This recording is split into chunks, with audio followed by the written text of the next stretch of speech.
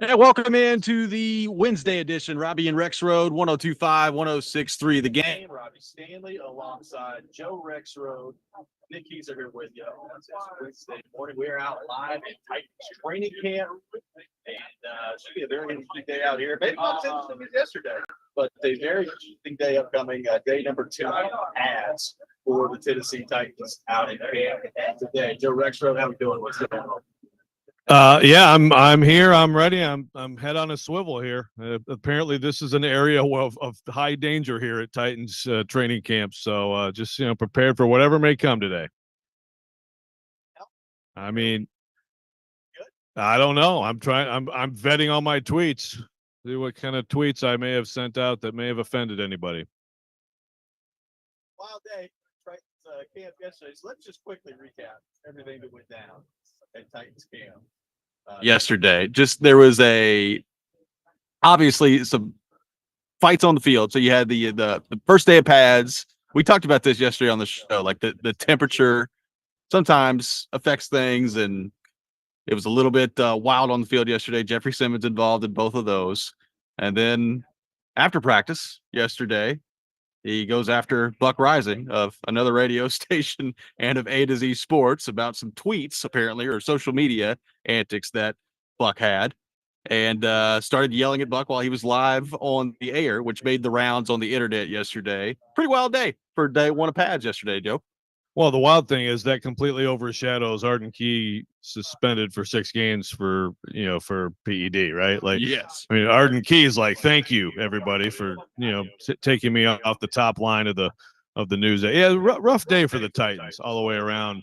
And I've talked to Buck and I've seen the video, and I don't know, man. I think there's a lot to that. I actually saw your tweet about it, and I totally agree. One thing for Jeff Simmons is just you gotta get the heck away from social media. And he's not the only one at all. Like, as a parent, this is a daily struggle for me. So I get it, but man, you cannot. And this is what appears to have happened. Practice ends. Go inside for a minute. Search your name on Twitter and come out screaming at a radio host who said something. And honestly, his tweet was not that bad at all. Basically, just about his fight and how I think he said he needs to lock TF in. Okay, and that's you gotta yell that word, the P word, at him in front of a bunch of kids. That's ridiculous. Well, and it's that's the leader of your team, supposedly. Now, look, I'm not saying that yesterday is like just some total indictment on the entire history of Jeffrey Simmons' tenure here in Nashville. And I'm not saying that yesterday means he can't still be a great player and still be a leader of a football team.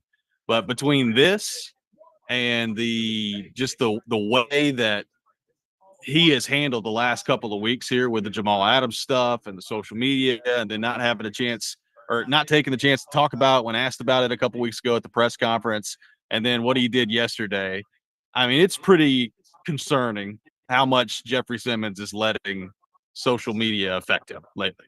And if it's affecting you that much, you got to find a way to either stay off of it or do something where it doesn't affect you that much. There's no doubt, and it's been kind of just a saga here. Yeah, I mean, there's no doubt, and it's been kind of just a saga here preseason. And again, I don't totally understand. I guess some of it had to do with the Jamal Adams signing. Again, it's like we've talked about it, but like if you have an issue with Jamal Adams being signed, and you just say that means that you hate the Titans, or I don't know. A lot of it is. It's just extra stuff, extra distractions that you really don't need. So it'll be interesting to see what happens today. I think Jeff Simmons, I could see. I saw that Kuharsky wrote something about how he should be disciplined. I heard some of Jared yesterday saying the same thing. I think he definitely needs to talk and clear it up and take questions about this. And again, like Arden Key talks about his thing with Kuharsky and buries a hatchet, moves on. Jeff Simmons needs to talk about this. He needs to apologize. He needs to apologize to Buck, but also he needs to step up and no doubt about it. And I think too, when you look at just the everything on the field that happened yesterday too, right? Like, even the practice stuff of, 2 plays in a row, basically, you're starting a fight out there to the point where Brian Callahan is yelling and is, getting in the middle there. Now, look, it's a training camp thing, so we see this happen throughout the league where there's training camp fights. But, for Jeffrey Simmons to be involved in that twice, this is, Jeffrey Simmons gets involved in a scuffle every camp, so it's something that it's not new there. But if you're going to be the leader of the team, I mean, you can't be having 15-yard penalties and doing things in practice that in a game would get you kicked out. So it just was not a very good day for the Titans. You mentioned it as well. I mean, the kind of loss in all this is Arden Key is now suspended for 6 games, pending investigation for PEDs here. So I don't know if he's going to appeal. I don't know what that's going to look like, but you're already really thin at that spot anyway. And yesterday you took a big hit. We'll take your thoughts, 615-737-1025, our phone number, 615-737-1025. We will take more of your thoughts on the Titans, your reaction to day 1 of training camp with the pads on yesterday. Take your thoughts as well on Jeffrey Simmons and his antics yesterday as well. Robby and Rexrode, 1025, 1063, The Game.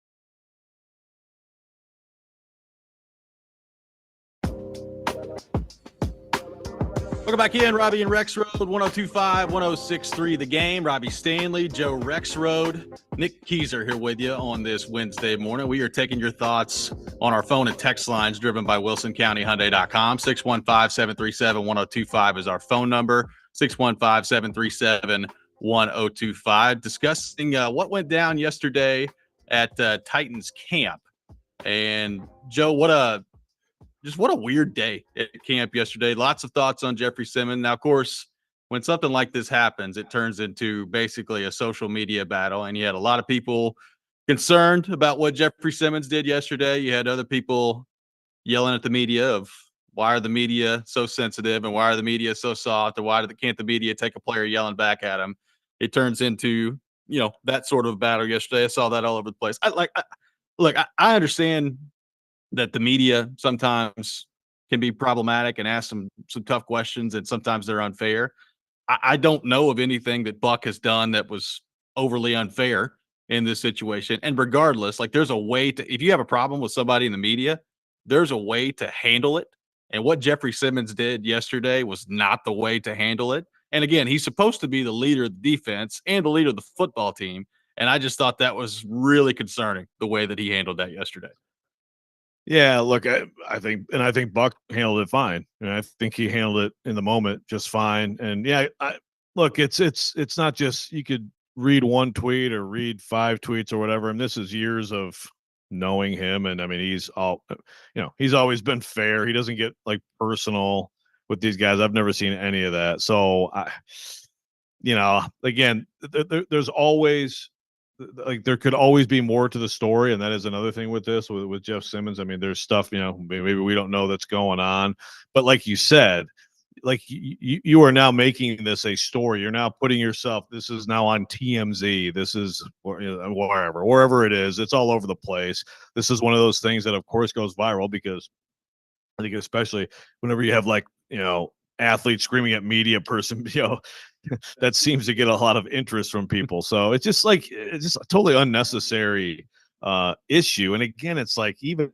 having the lack of awareness where there's kids around hearing you say that, that's it's just a loss of control. So I'm with you. Look, I think Jeffrey Simmons, we have to separate offending media or even stuff that gets on the internet and people go nuts about from what a football team thinks of someone, because I still think that Jeffrey Simmons is and will be a leader of this team.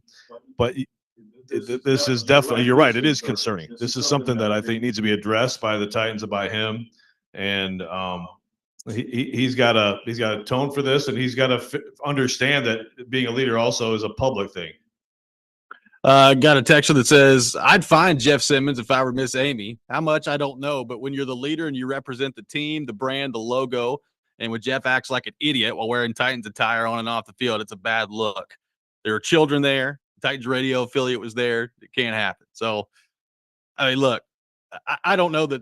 I don't know what's going to happen with the organization. Do you expect Carthon or Callahan? Jared was talking yesterday about or Brian Callahan needs to speak today if he's not scheduled to speak, and Jeffrey Simmons needs to speak today. I don't know that I necessarily expect that, but I don't know that you could just act like nothing happened in this situation either. No, yeah, today is a non-Callahan. So the way they're doing it now is if Callahan talks on a particular day, then it's a few selected players. They would not be selecting Jeffrey Simmons, I'm sure. But no, today is a day when all the players are supposed to be available coming off the field. So look, I really do. I hope that he decides to make himself available and just clears the air on this. It's just, I mean, I think the story continues each day you don't address it, right? You can make it a shorter story and move on to the football and and deal with it, or you can just try to avoid it and hope people forget about it. And it's just, again, this is not just another guy on the team. This is a star player. This is a leader. This is a guy who now by circumstance has been thrust into a larger leadership role. And I think the smart thing to do would be for him to step up, take the questions on it. He should have taken questions on his Twitter stuff last week, and he didn't do it. And he needs to do that now. Yep, no doubt about it. And I think also when you just look at this team heading into the year, and it is an interesting point. Like they lost Kevin Byard, Derrick Henry's gone, Danico Autry's gone. Now Danico Autry also just got popped with a PED thing, just like Arden Key did. But Ryan Tannehill's gone. Like there's a lot of the old guard that was responsible for the leadership of this team is no longer here. And one of the questions we've talked about is that next wave. Like who's the next wave of leadership that we're going to see from the Titans? And again, like I'm not saying that yesterday is just a complete and total referendum on Jeffrey Simmons, and that automatically means he's a horrible leader and the Titans don't have any chance to win with him.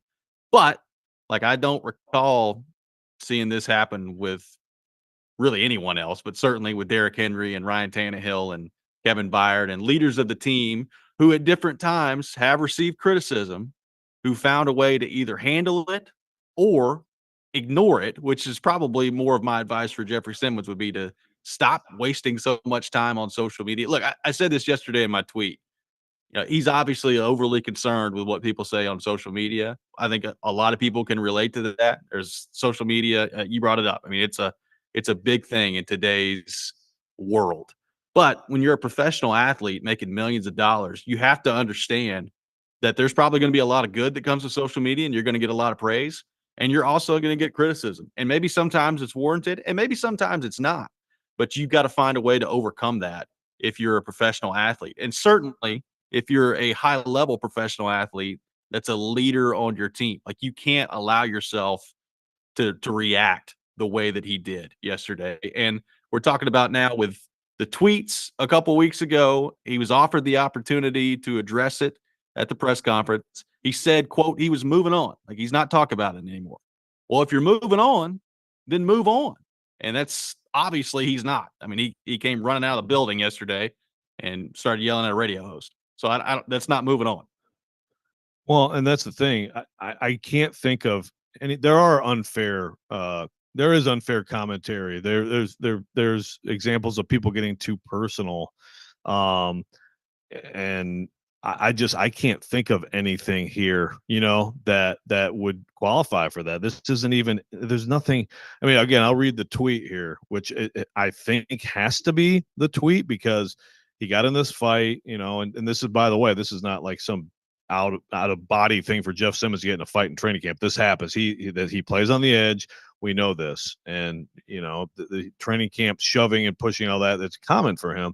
But here's the tweet from Buck. Says, quote, Simmons just swung at Latham after some pushing and shoving. Ref said 98 would have been tossed in a game. He's back in for the next two and immediately starts a brawl. Sloppy. Simmons needs to lock TF in. That's it. If that's what sets you off, I don't, again, maybe it's something else, I guess, but it seems to be this would be the only thing that would be, and Jeff mentioned social media directly, right? So this would be the only thing that I can see that would have triggered him. And this is not unfair or personal or anything like that. Sometimes those things happen and you kind of understand it. This situation, it's just not that. Yeah, exactly. So I don't know what this is going to mean. We're going to have Paul Kuharsky on from 7 to 8. I'm really interested to get his thoughts on this. We've talked a lot with him about Jeffrey Simmons and his leadership and all that this offseason, and this is kind of the latest installment of that. I'm interested to see what PK has with us coming up from 7 to 8 today on the program, and I'm interested to see how the Titans handle it from here. Now, again, it's not the world's biggest deal, but I do think if you're the Titans, you need to get out in front of it. Like you need to address this. And, hopefully Jeffrey Simmons learns from this and doesn't continue to allow social media to affect him the way that it clearly has to this point. So I'm really interested to see how the Titans respond to this today. I will be disappointed if it's just schedule as normal, and I think like Dinard Wilson is supposed to talk today, and he's got to be the one that's sitting up there answering all these questions when he really had nothing to do with it at all. Like they need to be aware that should not happen today. Whether it's Jeffrey Simmons addressing it or Brian Callahan addressing it, Dinard Wilson does not need to be the one that's thrown out to dry for something he really had nothing to do with today. That's fair, but yeah, he will be the first. He'll definitely get questions about it. Sure. It'll be interesting to see what he says. But yeah, I agree. He can't be the only one who talks about it today. 615-737-1025, our phone number, 615-737-1025. We'll take more of your thoughts on the Titans, take more of your thoughts on another development yesterday for the Titans that is not good news as it relates to edge rusher. We'll get into that. Robby and Rexrode, 1025, 1063, the game.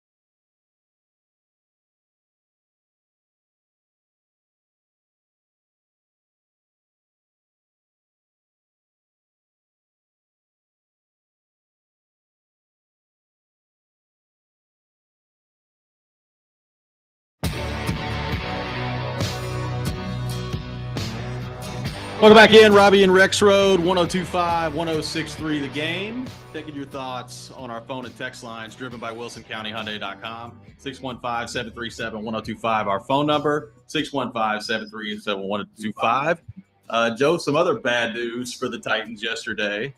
Arden Key suspended for 6 games.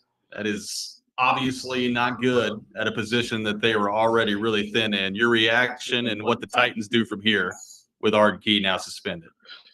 Yeah, it makes sense. It's quite something that would be overshadowed, but it's a pretty big item of news for the Titans. Paul Kuharsky breaking that story.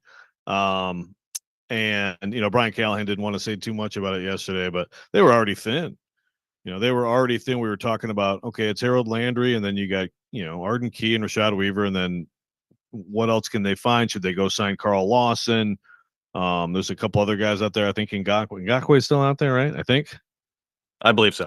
Yeah. So now it's desperation.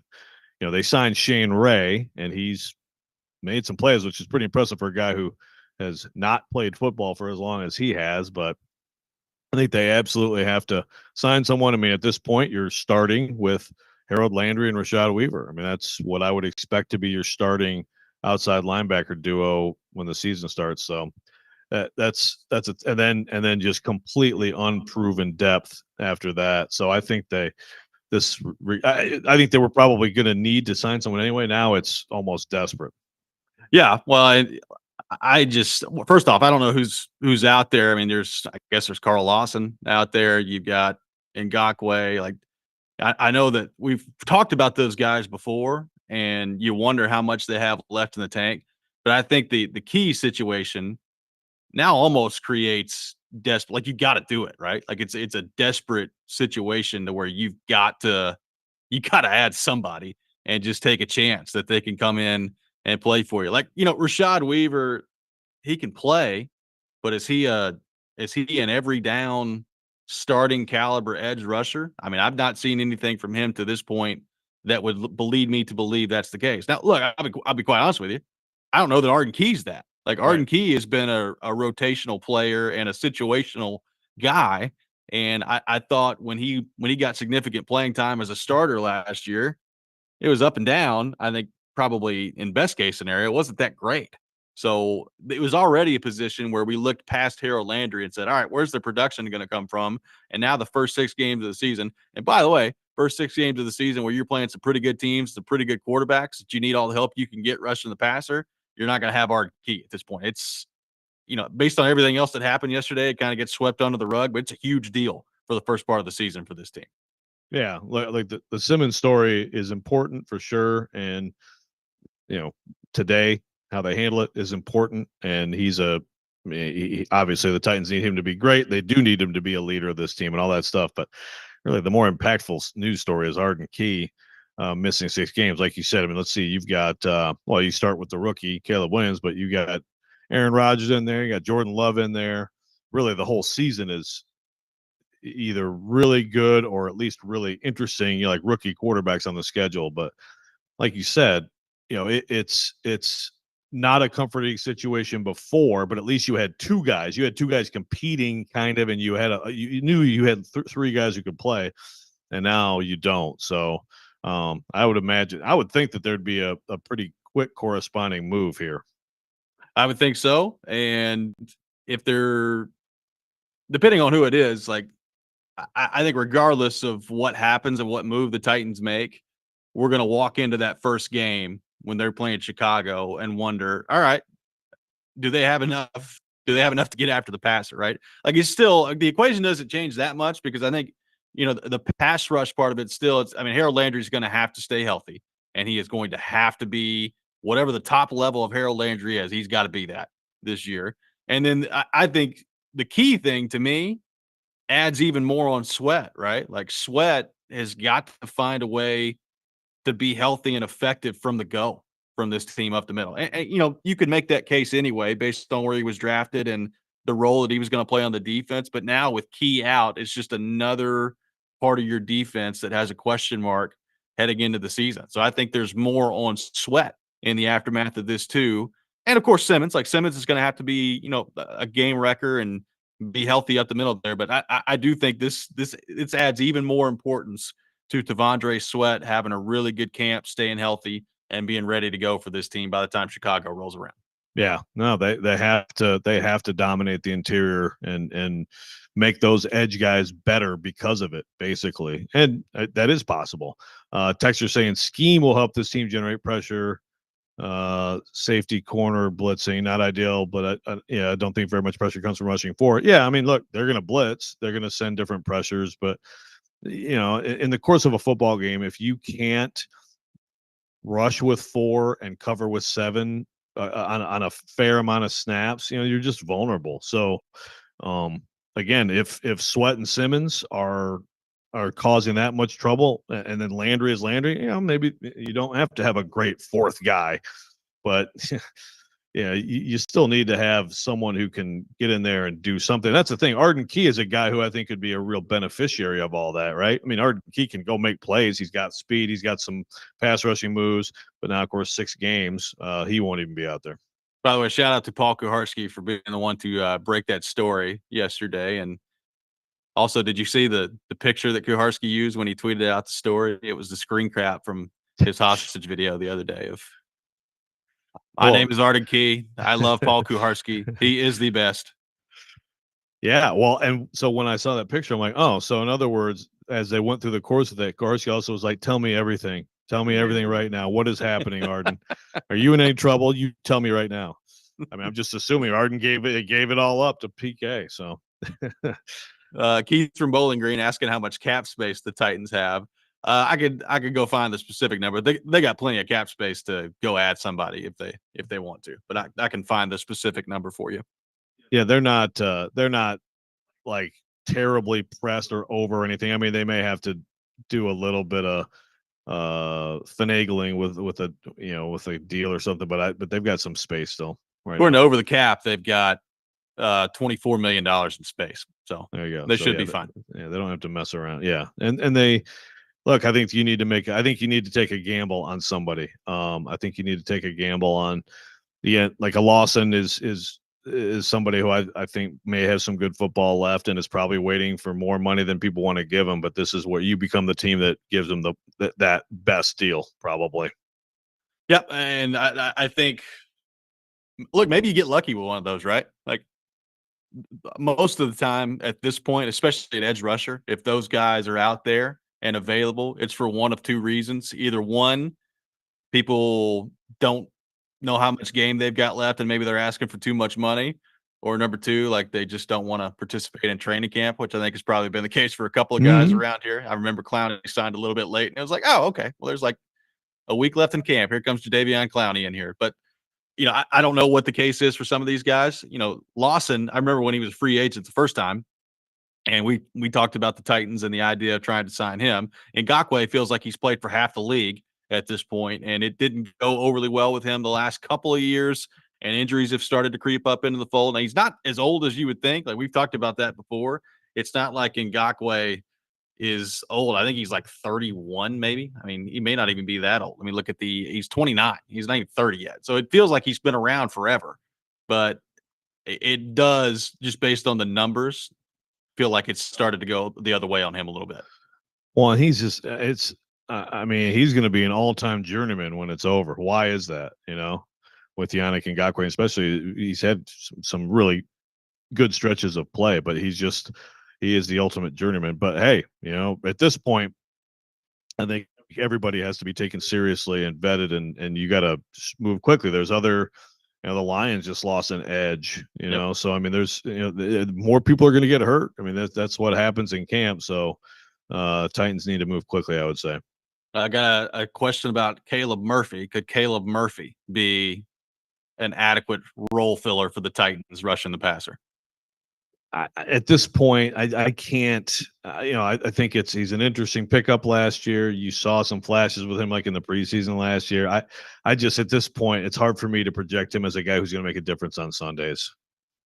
I would agree. Now, he was a great story in the preseason last year. I mean, he's clearly got a knack for getting after the quarterback. Now, there's more than just, pinning your ears back and rushing the quarterback when it relates to that position. Like you got to be able to defend the run. You got to be able to set the edge, all those things. I have no idea how good he is at that at the NFL level. He had a nice preseason last year, and clearly the previous coaching staff and Rand Carthon saw enough from him in the preseason last year where they wanted to keep him around.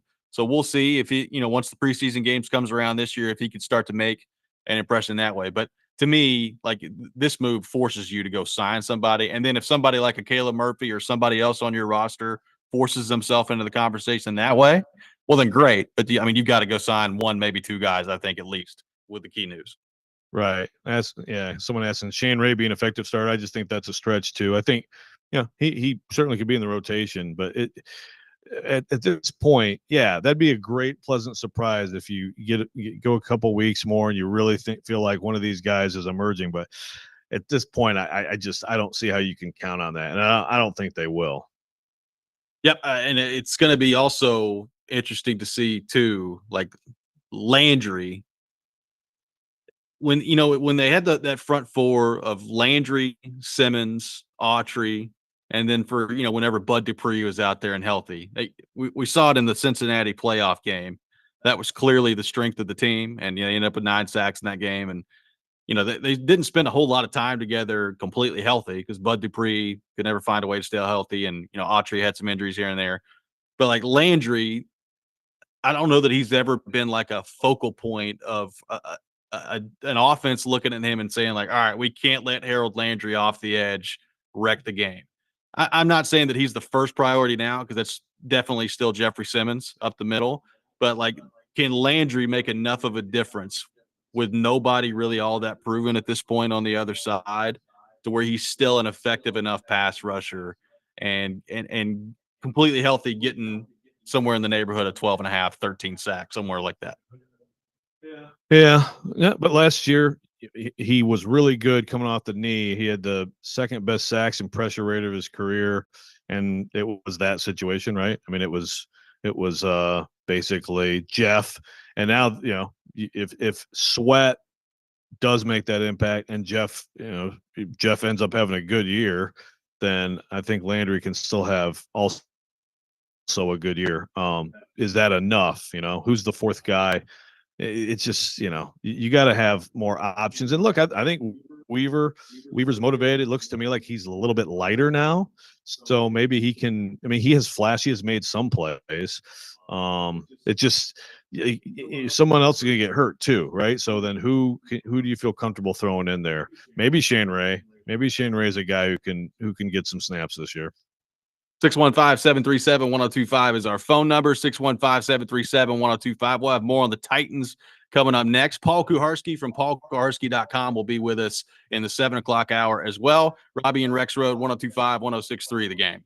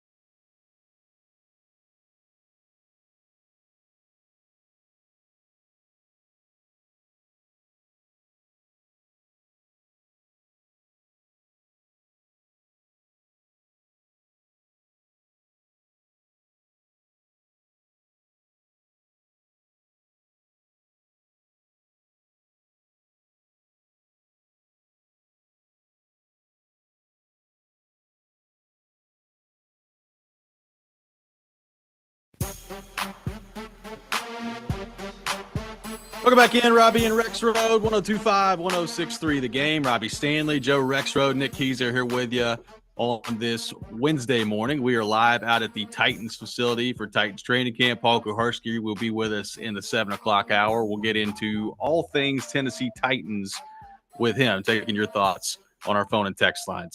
Arden Key suspended for 6 games, and Jeffrey Simmons causing some issues yesterday at Titans practice. Taking your thoughts on all that. We'll get PK's thoughts on all that coming up in the 7 o'clock hour. Overall, though, Joe, it didn't seem like a great day for the offense yesterday. You have brawls going on the first day of pads. Brian Callahan, which we have not brought up yet, talked about how apparently the negative things around here get amplified a lot. That was the first kind of like shot we've heard from Brian Callahan as it relates to, I guess, some of the coverage around here. What do you think of what Brian Callahan had to say yesterday at Titans practice?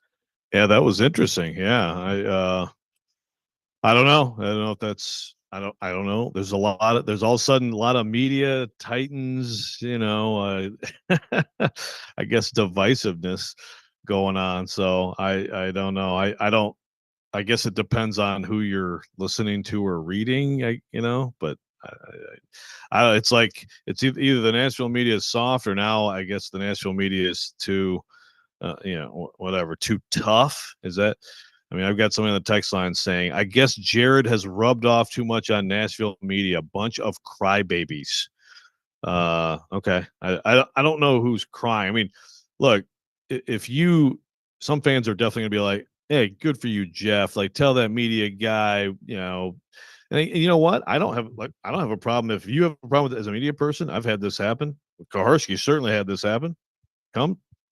Go ahead and say your piece. Absolutely. You think something's unfair. Sometimes it's just a misunderstanding. Sometimes it is unfair. That's fine. Media, far from perfect. But when you do that, when someone's on the air, and again, there's a bunch of kids around, and you use the language he used, I don't know as a fan how you could not be a little bit concerned about the player, and where his head's at and why he's acting like that. I mean, I don't see how that helps your football team at all. So I don't think that this is a bunch of crying. This is a story. It's become this big viral story. You may not care about that, but it's not a good look for the franchise. And I promise you, people in this franchise are not thrilled about this right now. Well, also, like, beyond all of that, clearly he's had a problem, and he keeps bringing it up, and he's had the opportunity now to address it twice and won't do it. So that's the other thing too. Like, I thought Buck handled himself pretty well yesterday and said, well, hey man, I'm right here. Come talk about it. I mean, Jeffrey Simmons is yelling at him to come talk to him. And he says, all right, man, I'm right here. Come talk to me. I don't want to talk to you. I mean, that was a span of 5 seconds in that conversation. It's like, well, do you want to talk about it or do you not? Because if you do, then talk about it. If you don't, then leave it alone. I mean, last week at the press conference, I'm moving on. I don't want to talk about it. I'm not addressing that. Well, if you're going to say that, then move on. Like, that's the part of this that just boggles my mind as it relates to this whole discussion. Yeah. I mean, obviously the new things happen since then, but yeah, absolutely. Just, yeah. I mean, absolutely. Just deal with it. Wes and Clarksville asking if we think that Callahan should have kicked Simmons out of practice for throwing the punch. I think that's a good policy to do that. Vrabel had that policy because you're out of the game. And I know it's like early in a practice, first day of pads, you want Simmons to get the work. You want the offensive line to get the work with Simmons, right? But I think it's a good policy if there's a punch thrown, you're out, because that's the consequence in a game. Yeah, I thought it was interesting that he didn't kick him out yesterday, and I heard a lot of conversation after that of, well, now what do you do? Like, if people keep getting in fights moving forward, you didn't kick Jeffrey Simmons out, are you going to not kick everybody out once fights start happening? I don't know.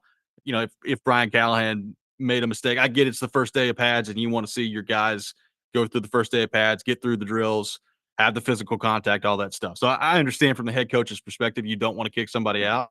But like, when it happens a couple times and there's clearly some heated exchanges going on out there, and look, this is not new with Jeffrey Simmons.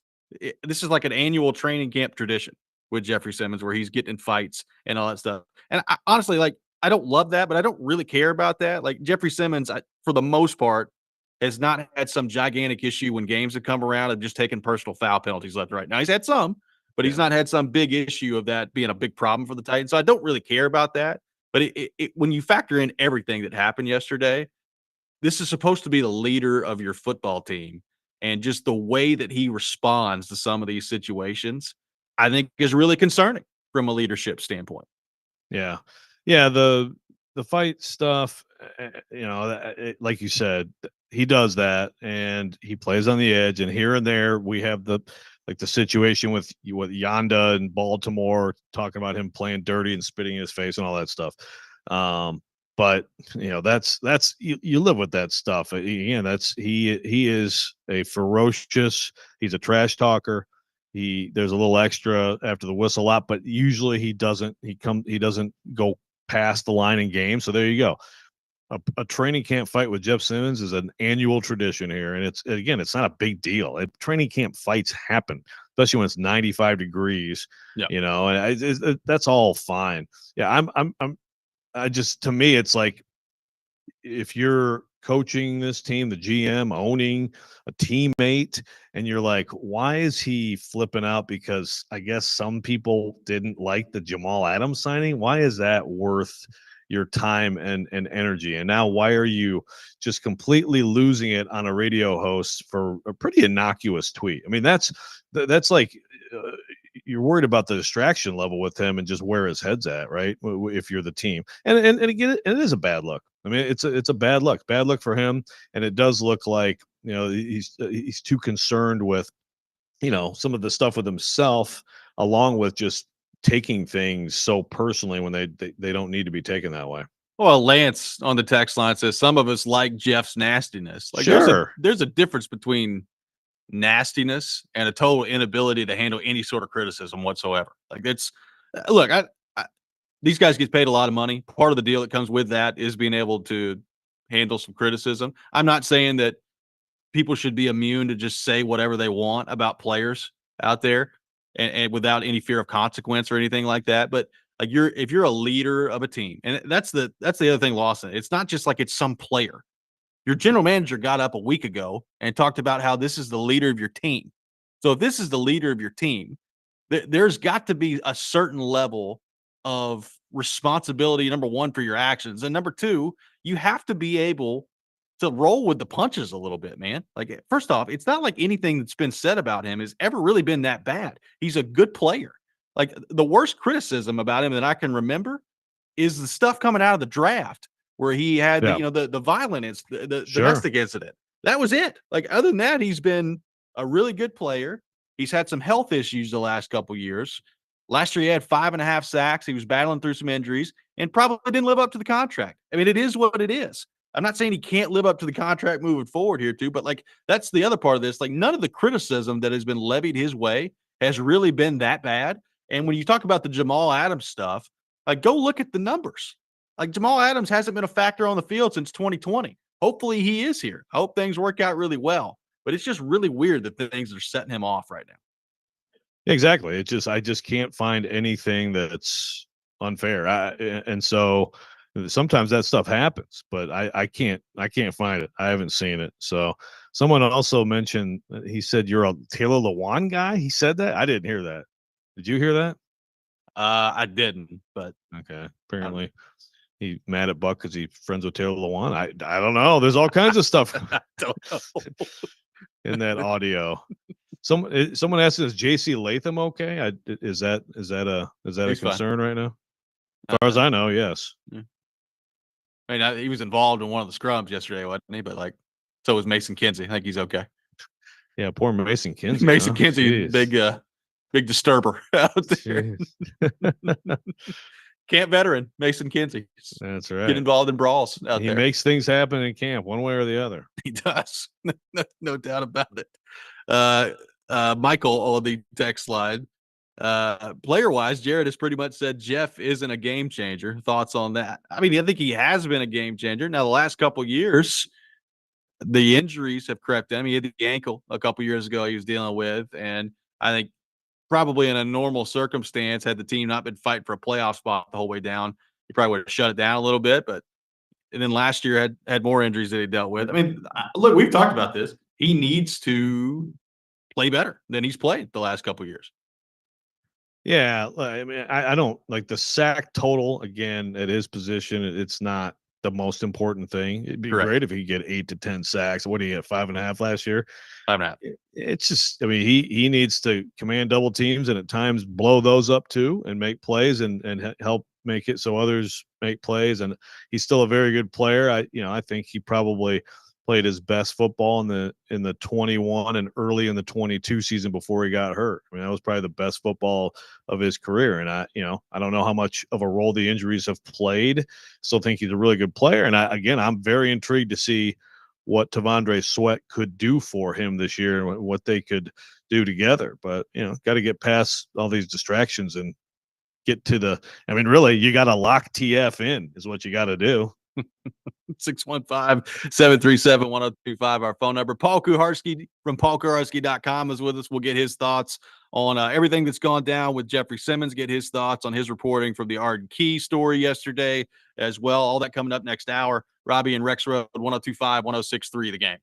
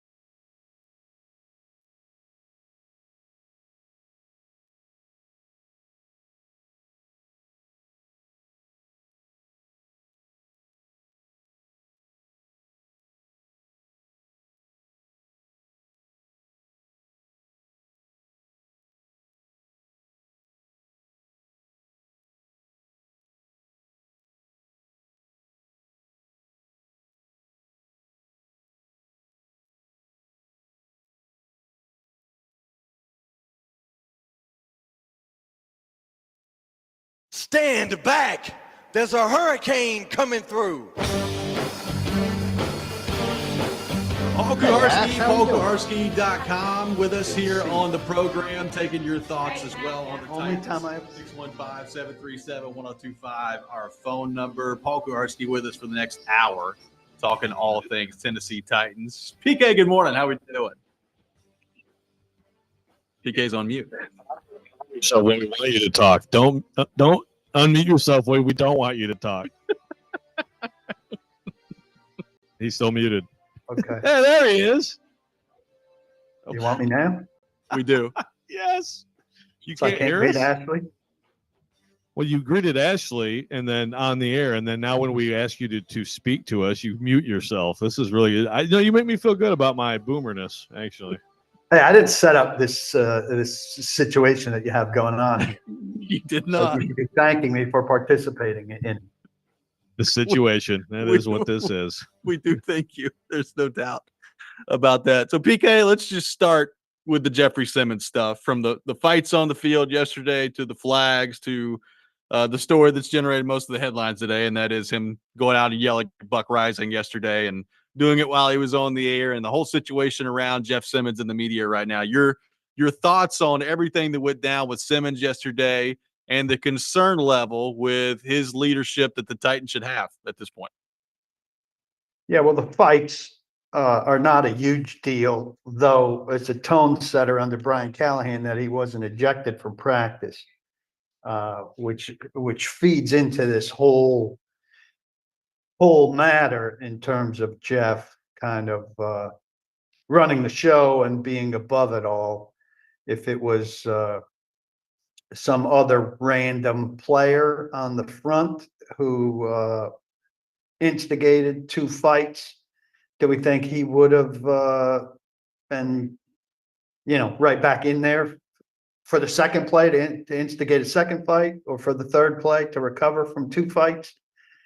I doubt it. I would hope not, but seems double standardish to me, and it's an enabling thing.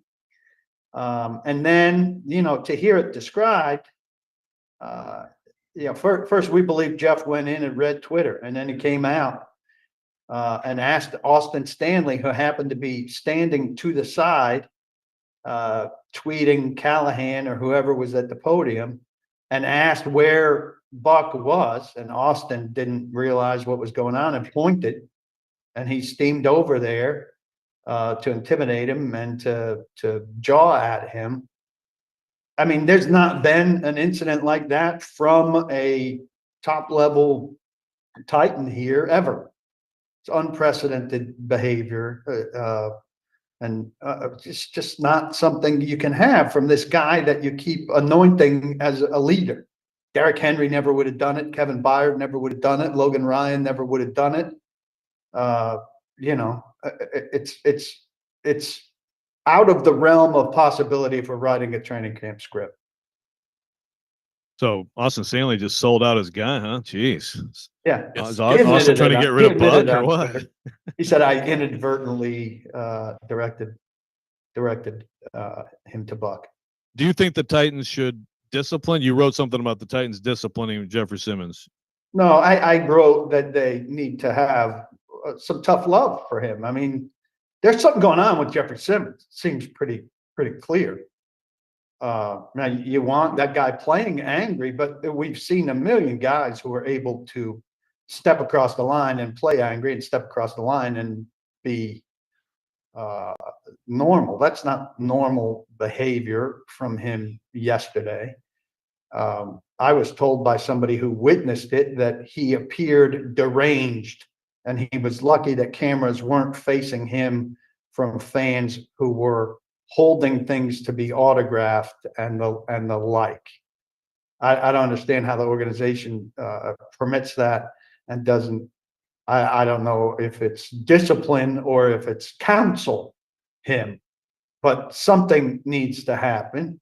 I don't know if he shows up today to speak or to apologize. I don't know how sincere it is if he does it, because the things I've seen from him, he sourly waves off any attempts to have conversations to calm situations that arise. He's not that guy.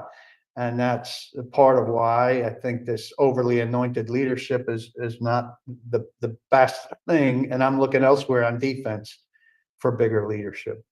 Do you think Brian Callahan should speak on this today? He's not currently scheduled to speak. Do you think he should speak on this today? Well, I don't know which coordinator stepped to the podium first at 8:00, but it's going to be the first question for Dinard Walker. And so, yeah, that's awkward for Dinard Walker. Now, I don't know if Dinard Walker answers Wilson, sorry. I don't know if Dinard Wilson answers it in some capacity or sidesteps it. Either way, awkward, ineffective, not answered. I think this Callahan every other day or every third day hasn't been as bad as I imagined, but here's a situation where you need the head coach to answer a difficult question. And, ideally he would pop his head out at 9:00 and spend 5 minutes on this before his coordinators talk. I don't know if that's going to pan out or not. I don't know if we'll hear from Jeff or not. My expectation would be that the Titans will proceed as if nothing happened. Well, today is go ahead, Robby. I do have to say, Zach from Nashville on the text line wondering if Glennon checked in on Trey Avery after the scuffle yesterday. Just got to throw that out there. I think Glennon will be at the ready if statements are made about Simmons to interrupt them prematurely to ask about Trey Avery, who is getting a lot of time. Yeah, well, today you can ask Dinard Wilson about this, and then he can be in the middle of a good answer, and then we can get the Trey Avery question. Yeah, on brand, Glennon.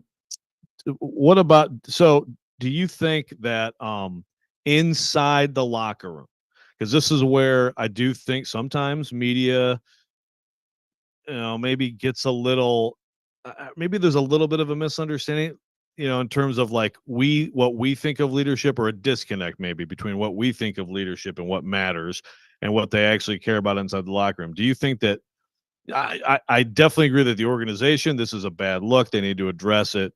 The forward-facing aspect of this is not good. But inside the locker room, like, how do you think the other players privately react to something like this? Well, they'll probably rally behind him, which is why it's an organizational problem. Hey, Tavondre, watch me. I wrote this in my column last night. Watch me. I'm going to barge out and go interrupt our flagship radio station in the middle of a show. My teammate, Roger McCreary, who I claim to respect all of these teammates, I'm going to interrupt his interview, and I'm going to sling the P word at a radio host. Watch me. This is how we do it. Follow the leader here. And if the team rallies around that, that's a bad thing. That's not leadership you want people to rally around. And I think that message needs to be conveyed by Brian Callahan and Rand Carthon. And I'll say this, and I've noted this, and say what you will about John Robinson.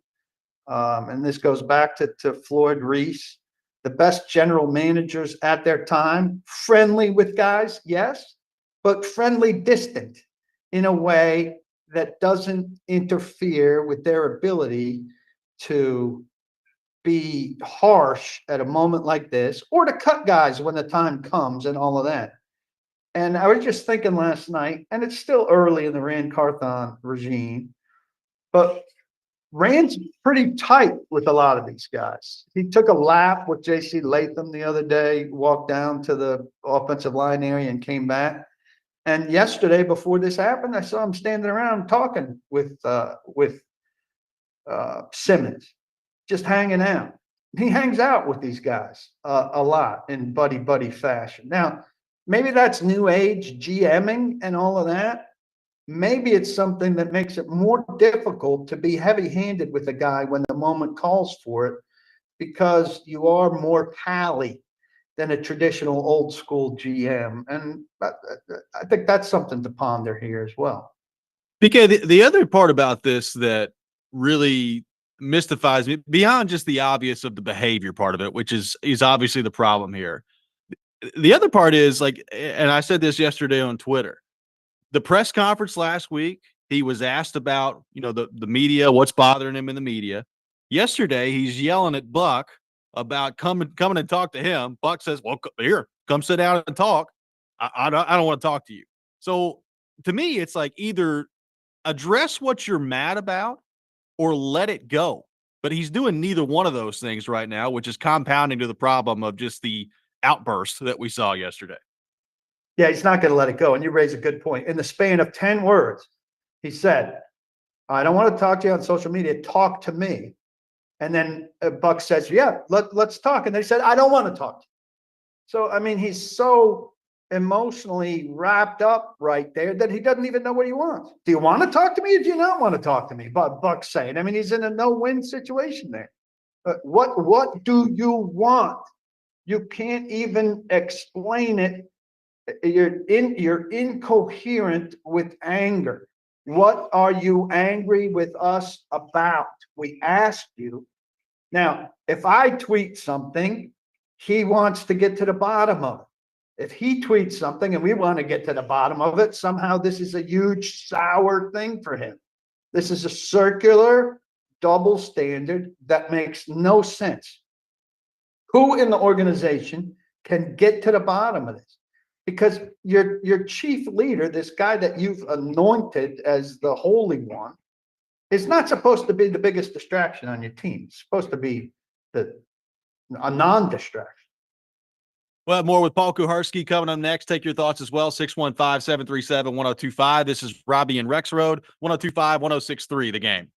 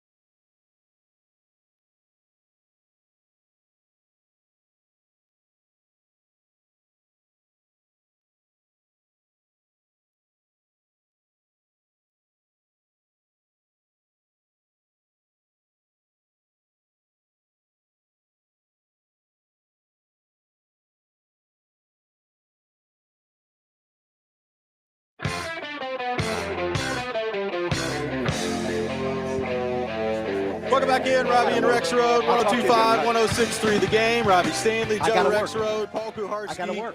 Nick Keys are here with you on this I gotta work. Wednesday morning, out live at Titans training camp. Take your thoughts on our phone and text lines driven by WilsonCountyHyundai.com, 615-737-1025. Paul Kuharsky with us, talking all things Tennessee Titans. So Ramon Foster and Kayla are very upset with me from the other station because I listened to 10 minutes of them. I flipped over during a break of your show on my way in, and I don't think they have Buck Rising's back. For the 10 minutes I listened, I thought they were in Jeff Simmons' pocket, and I think that's shameful. I think it's shameful. And when I left the zone 2 years ago, a big thing over there was teamwork, teamwork, teamwork. Everybody's got to be united. And I hear them talk about it all the time. Oh, we're one big happy family. We're a team. Now, they're put at odds. Jeff Simmons, who we love like crazy, or Buck Rising, our teammate. Who are we with? Who are we with? Clear winner in the 10 minutes I heard. Jeff Simmons, no doubt. We are with the Titans. Screw our teammate. Given a choice between teams, we choose Titans. Screw our workmate. No choice whatsoever. Now, there's a lot of show I didn't hear. They had plenty of time to waffle and choose both sides. Somebody else could have heard a different 10 minutes where they backed Buck Rising. But in the 10 minutes I heard, Team Jeff Simmons wins. And that's part of what's become the de rigueur is all Titans over there. And Jeff, maybe he shouldn't have used the P word because there were children there. But even there, parents should condition their children at practice to be okay hearing that language. That's some of what they said. That's how far in the bag they were. Buck deserves better treatment from all of the media in this town. Every media person in this town should stand with Buck, that Buck should not be subject to what he was subject to in professional work environment yesterday. Period. Some things are cut and dried. They're not both side things. And this is not a both side thing. So I don't know if they were able to hear me there. They're not. They're back on air. But I'm happy to clip this and give this to them. And Ramon wanted to talk to me into my segment where I had to go back to work here. Now, I figured he would know how radio works because he's on the radio, but did it. So there's good radio for you. There's good radio for you. Yeah. Paul, what did you think of Trey Avery yesterday? Let's do practice out here more often. So Bad practice brings out some good stuff, baby. Love it. I'll play devil's advocate though. I'll play devil's advocate on this. Okay. I will, even though we are now this is like Ghostbusters crossing the streams. You know, you got the competing stations right next It's like to you and your college, your college buddies at a frat party crossing the street. So I didn't hear what you heard, okay? But I don't agree with you that it's not a both sides thing. Like, oh, Buck, Buck. Oh, yeah, Jeff you're going to give me the side where it's good for Jeff to come over and scream the P word while their flagship station is on the air. But give me that side. No, but I'm playing devil's advocate. Good people on both sides. I'm playing devil's advocate, which is, first of all, like, I don't know how much you listen. I don't know exactly what was said. But I think it's okay to have some level of grace for Jeff Simmons and not complete, like, he doesn't need to be cut. He's not okay. Of course not. You know, I mean, an embarrassing moment, an embarrassing I just day. would be very surprised if those guys are actually throwing Buck under the bus. Did they say anything bad about Buck? They were too busy praising Jeff. All right. Hey, man, it's one of the great lines from Pulp Fiction. My name is Paul. This is between y'all, except you're Paul. So, you know. I mean, listen, I don't listen to my former station very much anymore for those reasons. And I certainly resist the tweeting. But I was so moved hearing this that I could not resist. So give me the line. Give me the line that triggered you.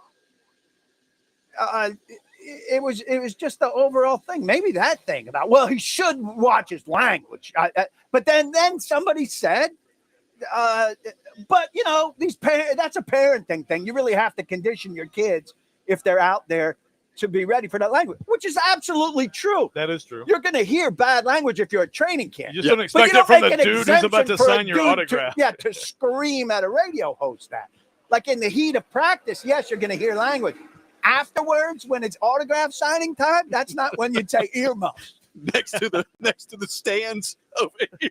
Not exactly what you think that should go down. I mean, look, I'm really concerned about Simmons. I am, and I don't know. I mean, this is not something that I think is going to translate to like the Titans going 4-13 because Jeffrey Simmons came and yelled at a radio host.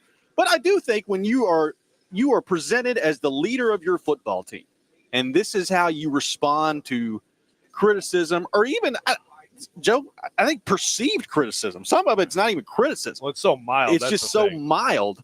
That makes me really concerned about his leadership, but also like the Titans, just as you said, PK, just throwing their faith into him without really having proof of concept at this point. Like we all know Jeffrey Simmons is a really good player, but the last couple of weeks have been pretty concerning to me on that point. Also, he's a pretty good player. We should be saying he's an excellent player. We should be saying he's a phenomenal player. Yeah.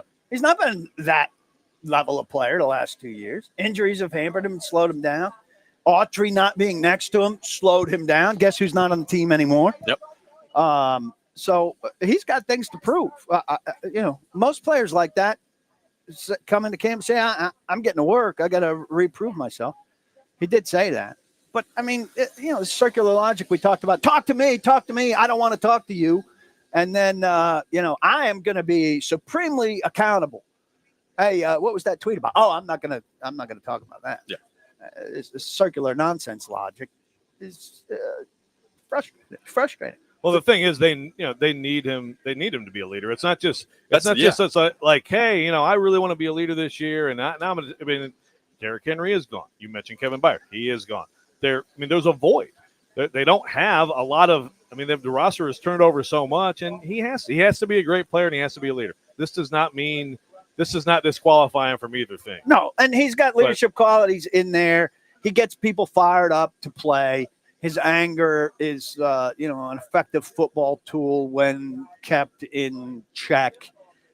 He's a great community guy. None of this takes away from any of that in terms of what he's done out in the community. But, there are other issues here that are significant. Will you be disappointed if we don't hear from him today? Like, should he make it a point to be made available today? He should, but I don't really think it'll serve him well. I mean, if you thought my conversation with Arden Key was some kind of hostage state, it won't come naturally to him in any way, shape, or form. I think it'd be very difficult for Jeff Simmons in one day to calm down and come out and be sincere. It's the right thing to do. But I don't think. Don't you think it might be good for him? I don't think PR and management have the sway to make it happen. By the way, Jake says this is like the news anchor parking lot fight in Anchorman. I'm loving it. News team assemble! 737-1025 is our phone number. We'll have more with PK coming up next. Get his thoughts on more of the Jeffrey Simmons stuff and Arden Key, his 6-game suspension as well. I'll take more of your thoughts on our phone and text lines driven by WilsonCountyHyundai.com. Robby and Rexrode, 102.5, 106.3 The Game.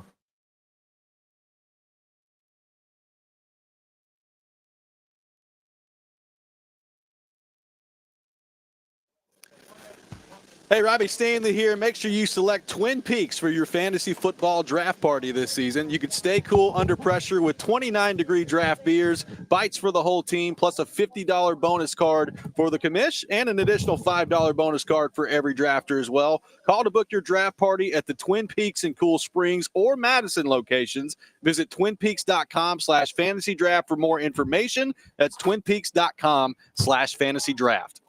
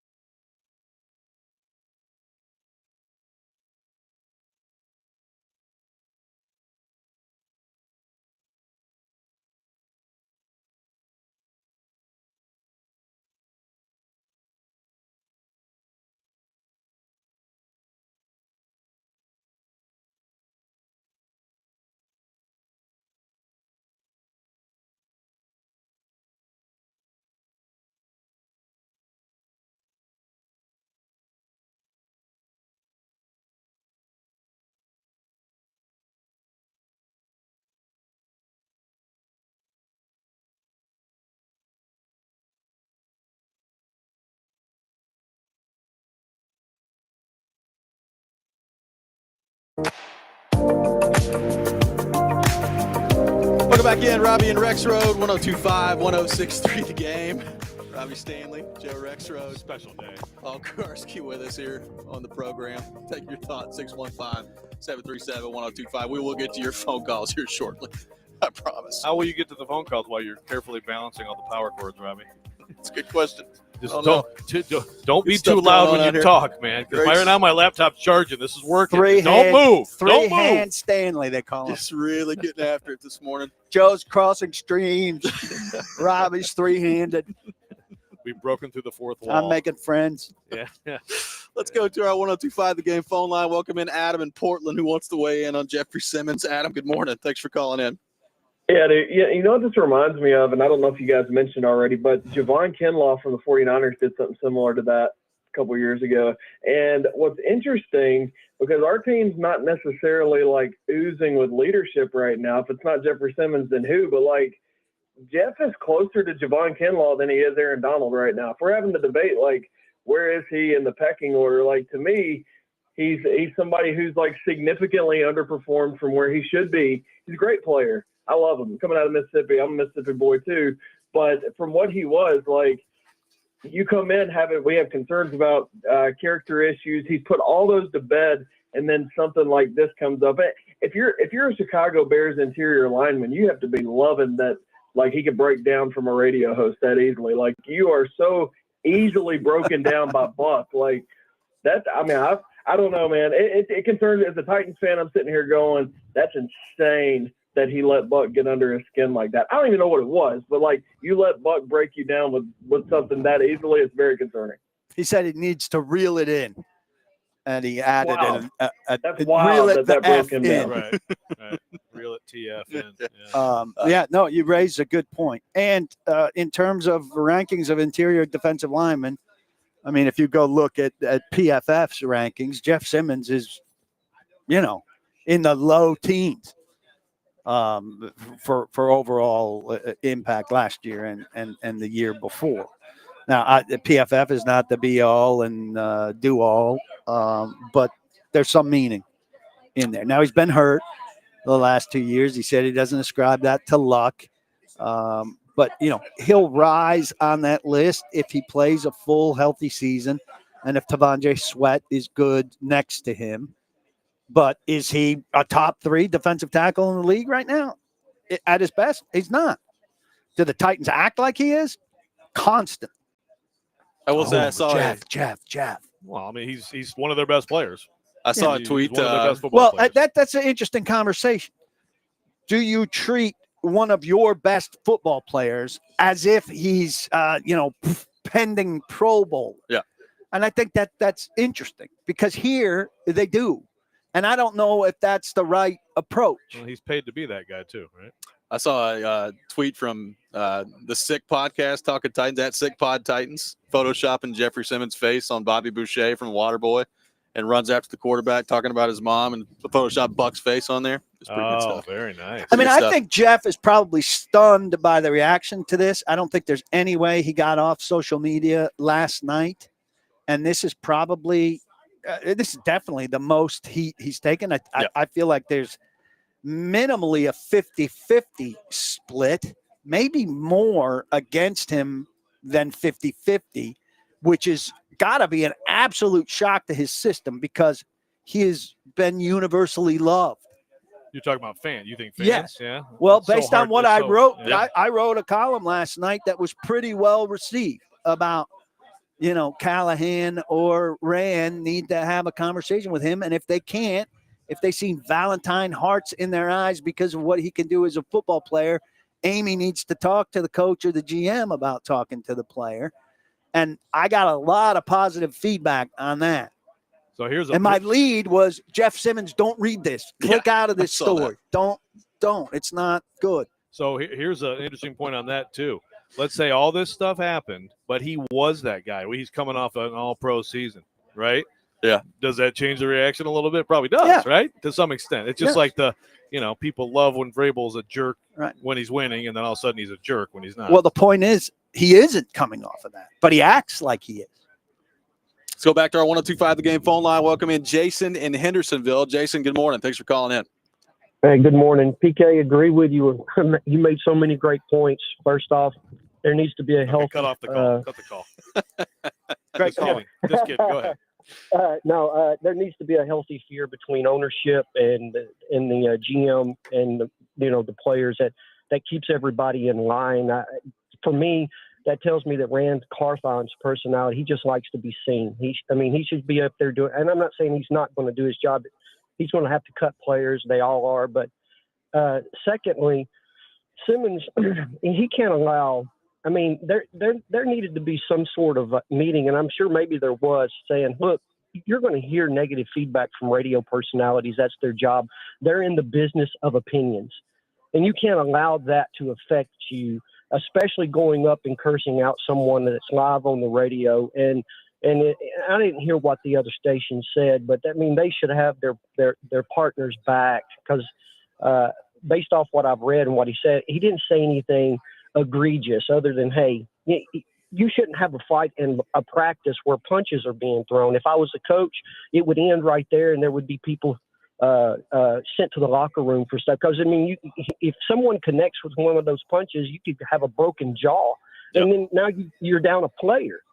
So A broken hand is more young likely people- than a broken jaw, by the way. Yeah, for all the young people who are listening, my grandfather, who served in the Korean War and I served in the Iraqi War, he raised me. He raised me on one-liners, and he said a one-liner to me that's been with me my entire life, and that's any person out there or group of people can only teach you one of two things in life. That's how to do it and how not to do it.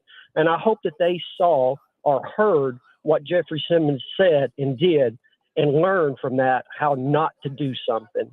So he just needs to get. Thank you, guys. Thank you, Jason. Thank Appreciate you both it. for Yep. your service, Yep. obviously. No, it's good stuff. Good stuff from you. I'm interested to see how he responds. Is this the last issue? Is this, or is there more that happens this year where it's criticism and he's either flying off the handle on Twitter? I mean, hopefully he's not yelling at anybody else out in public doing their job. A lot of people have suggested he get off social media. I think that's extreme. I mean, that's exceptionally difficult. Yeah. I couldn't get off social media. Right. Now my job Don't you my, ever take breaks from it? my job is more reliant on it. I really don't, and I need to as well. But that's why I going cold turkey on social media, I think is as hard as quitting smoking. Yeah. Man, I don't know. I disagree. I can do it for like a few days and it's heavenly. And then you sort of like, okay, like because you use it as a news feed, right? That's Yes. the thing too. Is like It's a news. But like if you can get away, I think it's worth trying, man, to any extent. And again, it's just like, I mean, this is extreme though. We're talking about practice ends, go You inside saw it that immediately, quickly. and then run right out. Like Yeah. that's, I mean, you gotta rein it in, man. Take the You have Deion Lewis to. approach where you just block everybody. Just block everybody on Twitter, and you don't have to ever have seen Well, it. he blocked Stilly and Mike Herndon He did. over Jamal Adams. Over So- Jamal Adams. Now he thinks there's another Well, framework thing. He thinks that's being a great teammate, defending Jamal Adams before he's here. Jamal Adams, the numbers of games he missed, factual. And all of the things that were said about Jamal Adams have come to fruition in 7 days based on the way he's deployed. Yeah. So it was all correct. So Mark from Ashland City had a long text here, kind of trying to explain what a station that shall not be named, said about this, and the point being that he actually had an interview Jeff did saying that he was upset that Adams and then Tavondre Sweat also have been trashed before they've got on the field and proved what they can be. Now there's a huge difference. Well, there, wow, right? he 'Cause explained something to someone. Oh, happy day. Well, right, but apparently that was part of the discussion over there. That Listen, I said specifically what I heard. I heard 10 minutes, which is what a lot of people hear of this show. They're in their car for 10 minutes. They're out of their car for 10 minutes.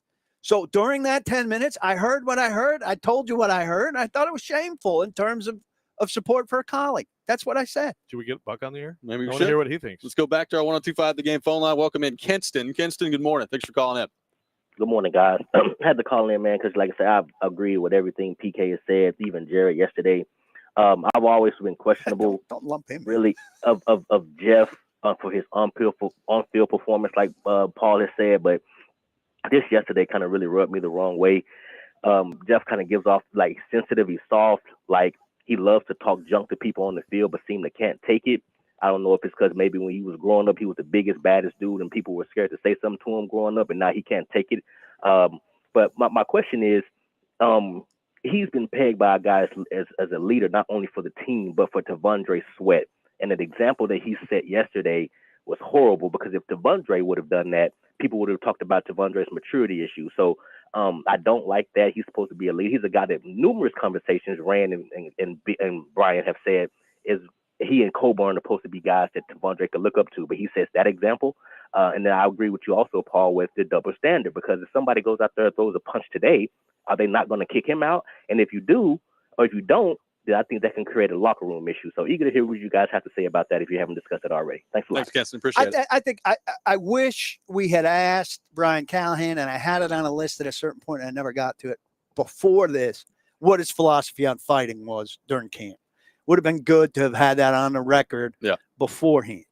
But yesterday makes it look like Jeffrey Simmons is in control, right? Yeah. That's not a good look for Callahan. And that's very interesting. Where does fighting go from here? Is there a big conversation with him like, hey, tone it down, I don't want to see it again? Are there going to be consequences?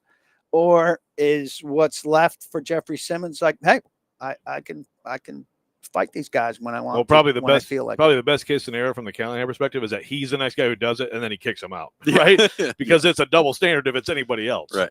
Exactly. Well, right. If somebody else throws a punch today, if Shane Ray throws a punch today and gets thrown out, that's a big story.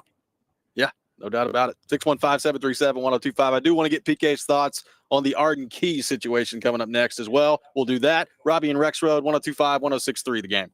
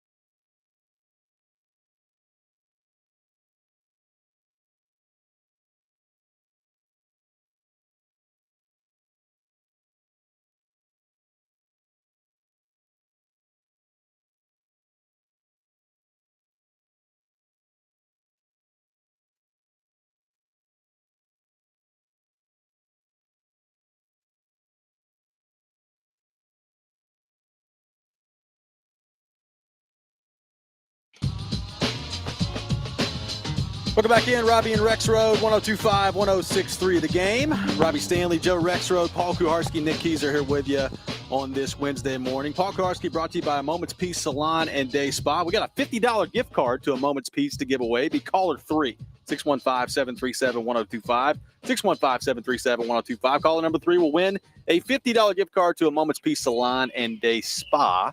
PK, you reported yesterday that Arden Key will be suspended 6 games, performance-enhancing drugs.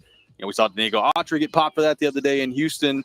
This is already a position outside of Harold Landry the Titans are pretty thin on, and now you can say razor thin at edge rusher. How big a deal is the Arden Key suspension for this team in your mind? Who would have thought the Arden Key story would be the B story yesterday? Yeah. And that's a pretty decent scoop. Is that why you're mad at Jeff? Are you mad at Jeff because of that? Yeah, that's why I'm mad at Jeff. I mean, it's significant. I mean, here's a guy that we're all thinking is insufficient for the position, but counted on. And now he's missing for 6 games. And those 6 games feature some premier quarterbacks. I don't know what Caleb Williams is going to be, but then you got Aaron Rodgers and Jordan Love and Josh Allen. So it's significant. I imagine they knew it was coming when they signed Shane Ray. And Shane Ray, look, I don't think Shane Ray is going to be fantastic or anything, but Shane Ray has shown up in the 2 practices he's been around for so far. So that's encouraging. Again, you look at the free agent list of Carl Lawson. I don't think Ngakoue is a possibility here. I'm curious about Tyus Bowser, who was hurt last year. Joe, you mentioned, Detroit lost somebody. These guys aren't going to be out there forever. Sooner rather than later is probably significant. I know Rand said, we want to see the young guys and young guys emerge all over the league. Maybe ours will, and we want to give them that opportunity. But I think it's a little dangerous to count on Caleb Murphy or Thomas Rush or Khalil Duke. And so they're in trouble on the edge. It's disappointing that Arden did what he did. Don't know if a run will hear from him, but and I'm not sympathetic to the rule breaking, but they're telling him, got to do better on the edge. You got to do better on the edge. And he's a slight guy for being able to hold the edge. And I could see the mentality thinking, I got to find a way to be better on the edge and pushing the envelope to try to get better on the edge. You just can't do something that you're going to get caught doing, right? Yep, no doubt. They're making excuses for Sturridge now. Okay. I'm not. I would like to see him raise his hand and say that. I would like to see him raise his hand and say that instead of coming up with "I ate bad meat in Mexico," or the pharmacy was hey, see what Dinard Wilson said, and that's me. I'd like to see him say, I was trying to get every edge because I'm not good enough. They keep telling me to do the job they're assigning me, and so I went to try to get better. Did you believe what Taylor Lewan said when his thing went down? I had mixed feelings about it, like I think most people did. I thought the biggest story of Arden Key this week would be the hostage video with PK. Then he quickly overcame that. There was nothing hostagey about the way he spoke. I am Arden Key. Paul Kuharsky is the best. Have you ever read paulkuharsky.com? It's a wonderful website. He may not be feeling as good about me but it's good that you got that nice video with him, yes. so you could put that in the screenshot of the story. I'm sure he appreciated that. That probably wasn't a great photo choice in hindsight. Meanwhile, Buck just walked by. He seems to be okay with everybody. Seems to be fully intact. He's not throwing punches over there. Well, if Jeff was over there, there'd be confetti and rainbows and ice cream. BK, what did you make of Brian Callahan yesterday in the press conference saying that the negative things tend to get magnified around here? I hope it was a moment of frustration on a very difficult day between the fights and the key news, and maybe he anticipated what was coming with Simmons. I don't know. I mean, a weekend to a very rosy honeymoon and off season. I don't know what exactly he feels hasn't been emphasized. Personally, in the last week, I've written 2 really glowing pieces about culture change here with his resiliency and relentlessness, and guys feeling significantly less stressed with his presence. Positive changes from Vrabel, or what I perceive as positive changes from Vrabel. You're not going to have a better week at paulkuharsky.com than that. Interceptions are newsworthy events compared to, completions in the flat. So it's an interesting thing. First of all, I have no idea. Maybe he may be referring to one thing or one person. Who knows? But one thing about a new coach coming into a situation, obviously, if you're that coach, you're like, well, it's a clean slate. We're starting. It's all new. Like, let us. And he's kind of said that too yesterday. Like, we're doing what we're supposed to be doing. We're doing the work. And so I get that mindset.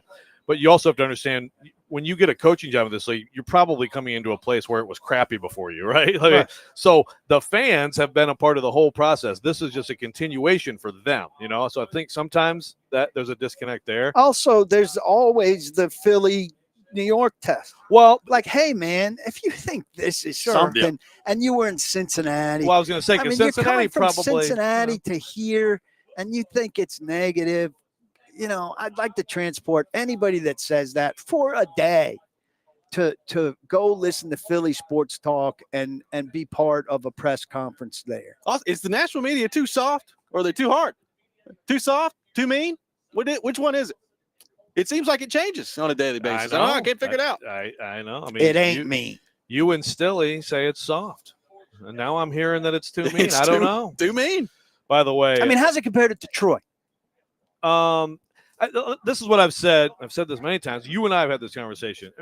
It's just that when you have a bigger a group of people, it's just like anything else. Like, if you have a bigger high school, you're going to have 5 good athletes. Right. If you have a tiny high school, you have 1. So there's more of you. There's more of me. Yeah, there's more There's Robby. just more people. Yeah, like there's more. But it's not like this contentious scream. It's no different. You go to a Lions press conference. Now, granted, when they go 0-16, it's different. But it's just more people. It's not any different. It's the typical questions you'd expect, right? Philly is different. Yeah, okay. And New York is different. Yeah, I think when you get to that, I think there's I think a lot of people feel like they have to stand out in some way too, right?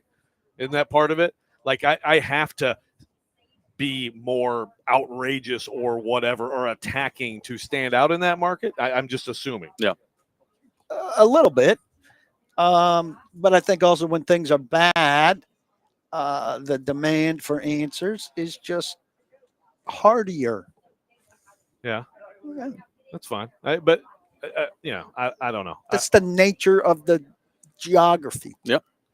PK? There are a lot of jerks on the East Coast. PK with us an hour earlier today. If you missed any of the conversation, go back and check it out. Robby and Rexrode, wherever you get your podcast. PK, thank you, sir. Appreciate Thank you. I will be back to collect these things. That sounds good. We will are hoping to have the Dinard Wilson press conference coming up here in just a few minutes. So we'll keep you updated on that. Continue to take your thoughts on our phone and text lines driven by WilsonCountyHyundai.com. 615-737-1025 is our phone number. 615-737-1025. Tune in to 94.9 The Fan today as the Sounds take on Gwinnett.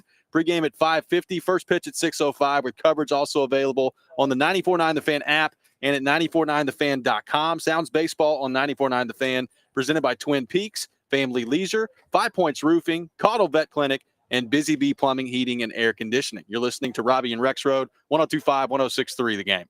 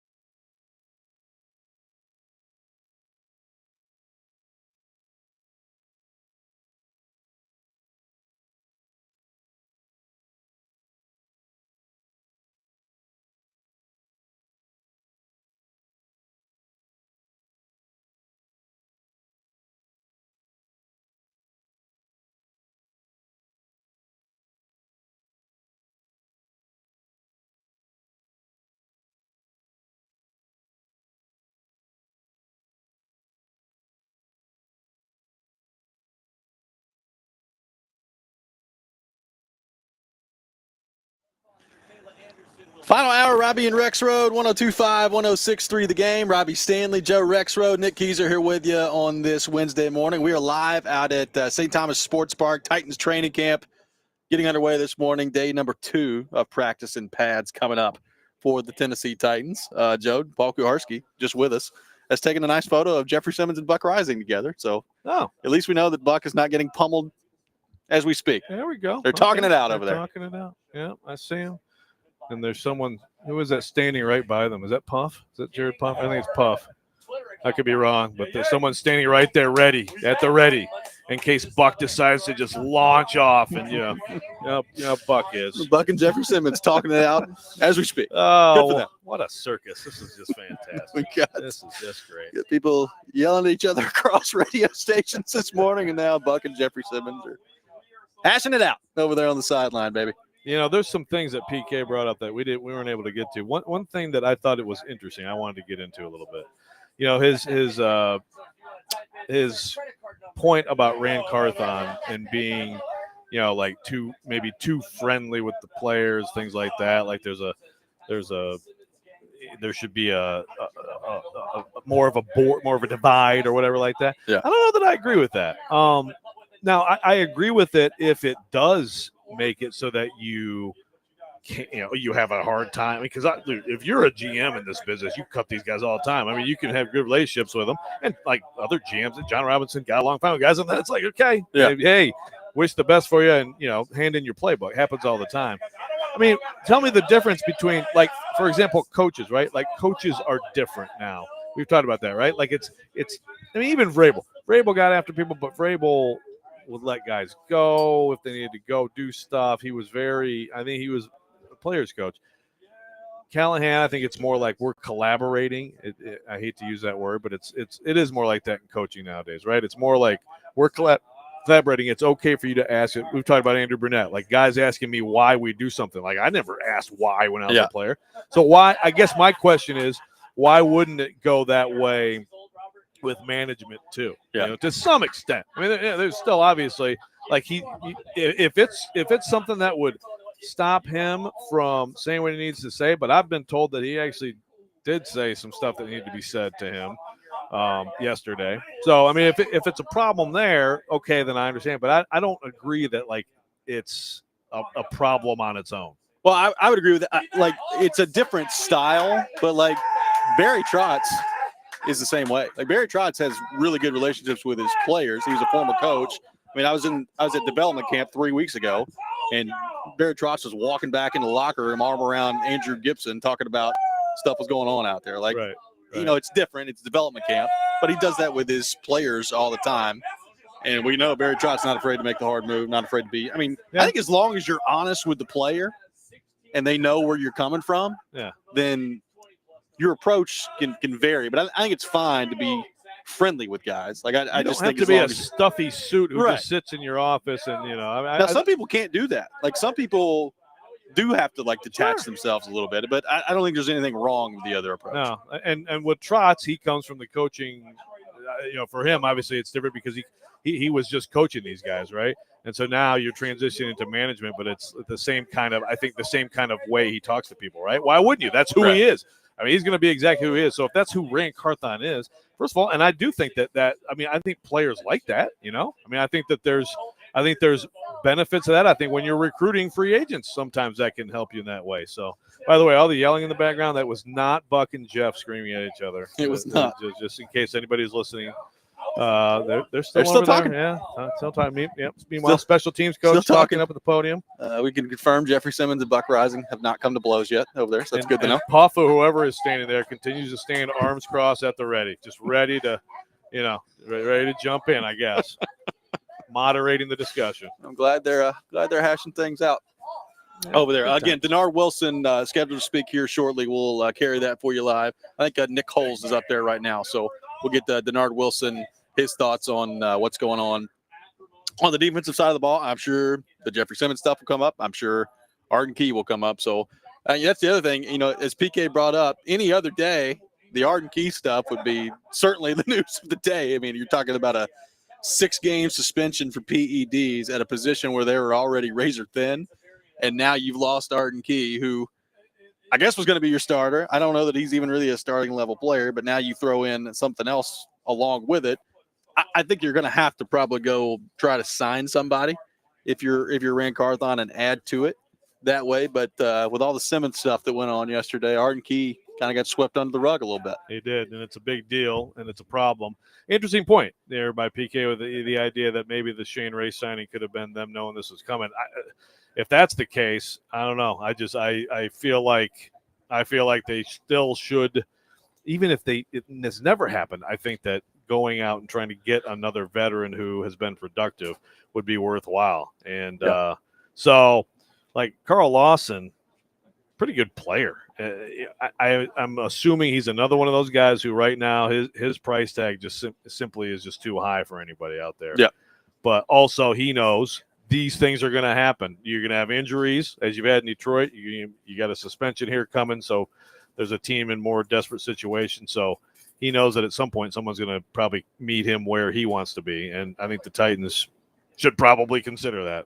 Well, we brought up the teams they're playing the first 6 weeks. So, I mean, think about some of the quarterbacks. Aaron Rodgers, Jordan Love. I mean, it's even the first game, like, I have no idea what Caleb Williams is going to be, but they need their full-strength defense out there. And I said earlier, I think this puts more on Sweat, right? There's already a lot on him. And now that you don't have Key, not that Key is some game wrecker out there, but I think when you lose more depth at a position that you're already thin at, it adds more to the interior. There's more on Jeffrey Simmons. There's more on Tavondre Sweat. And certainly Harold Landry. Like, you can run through the whole team, Joe, and there are guys that you can say they absolutely cannot afford for so-and-so to get hurt.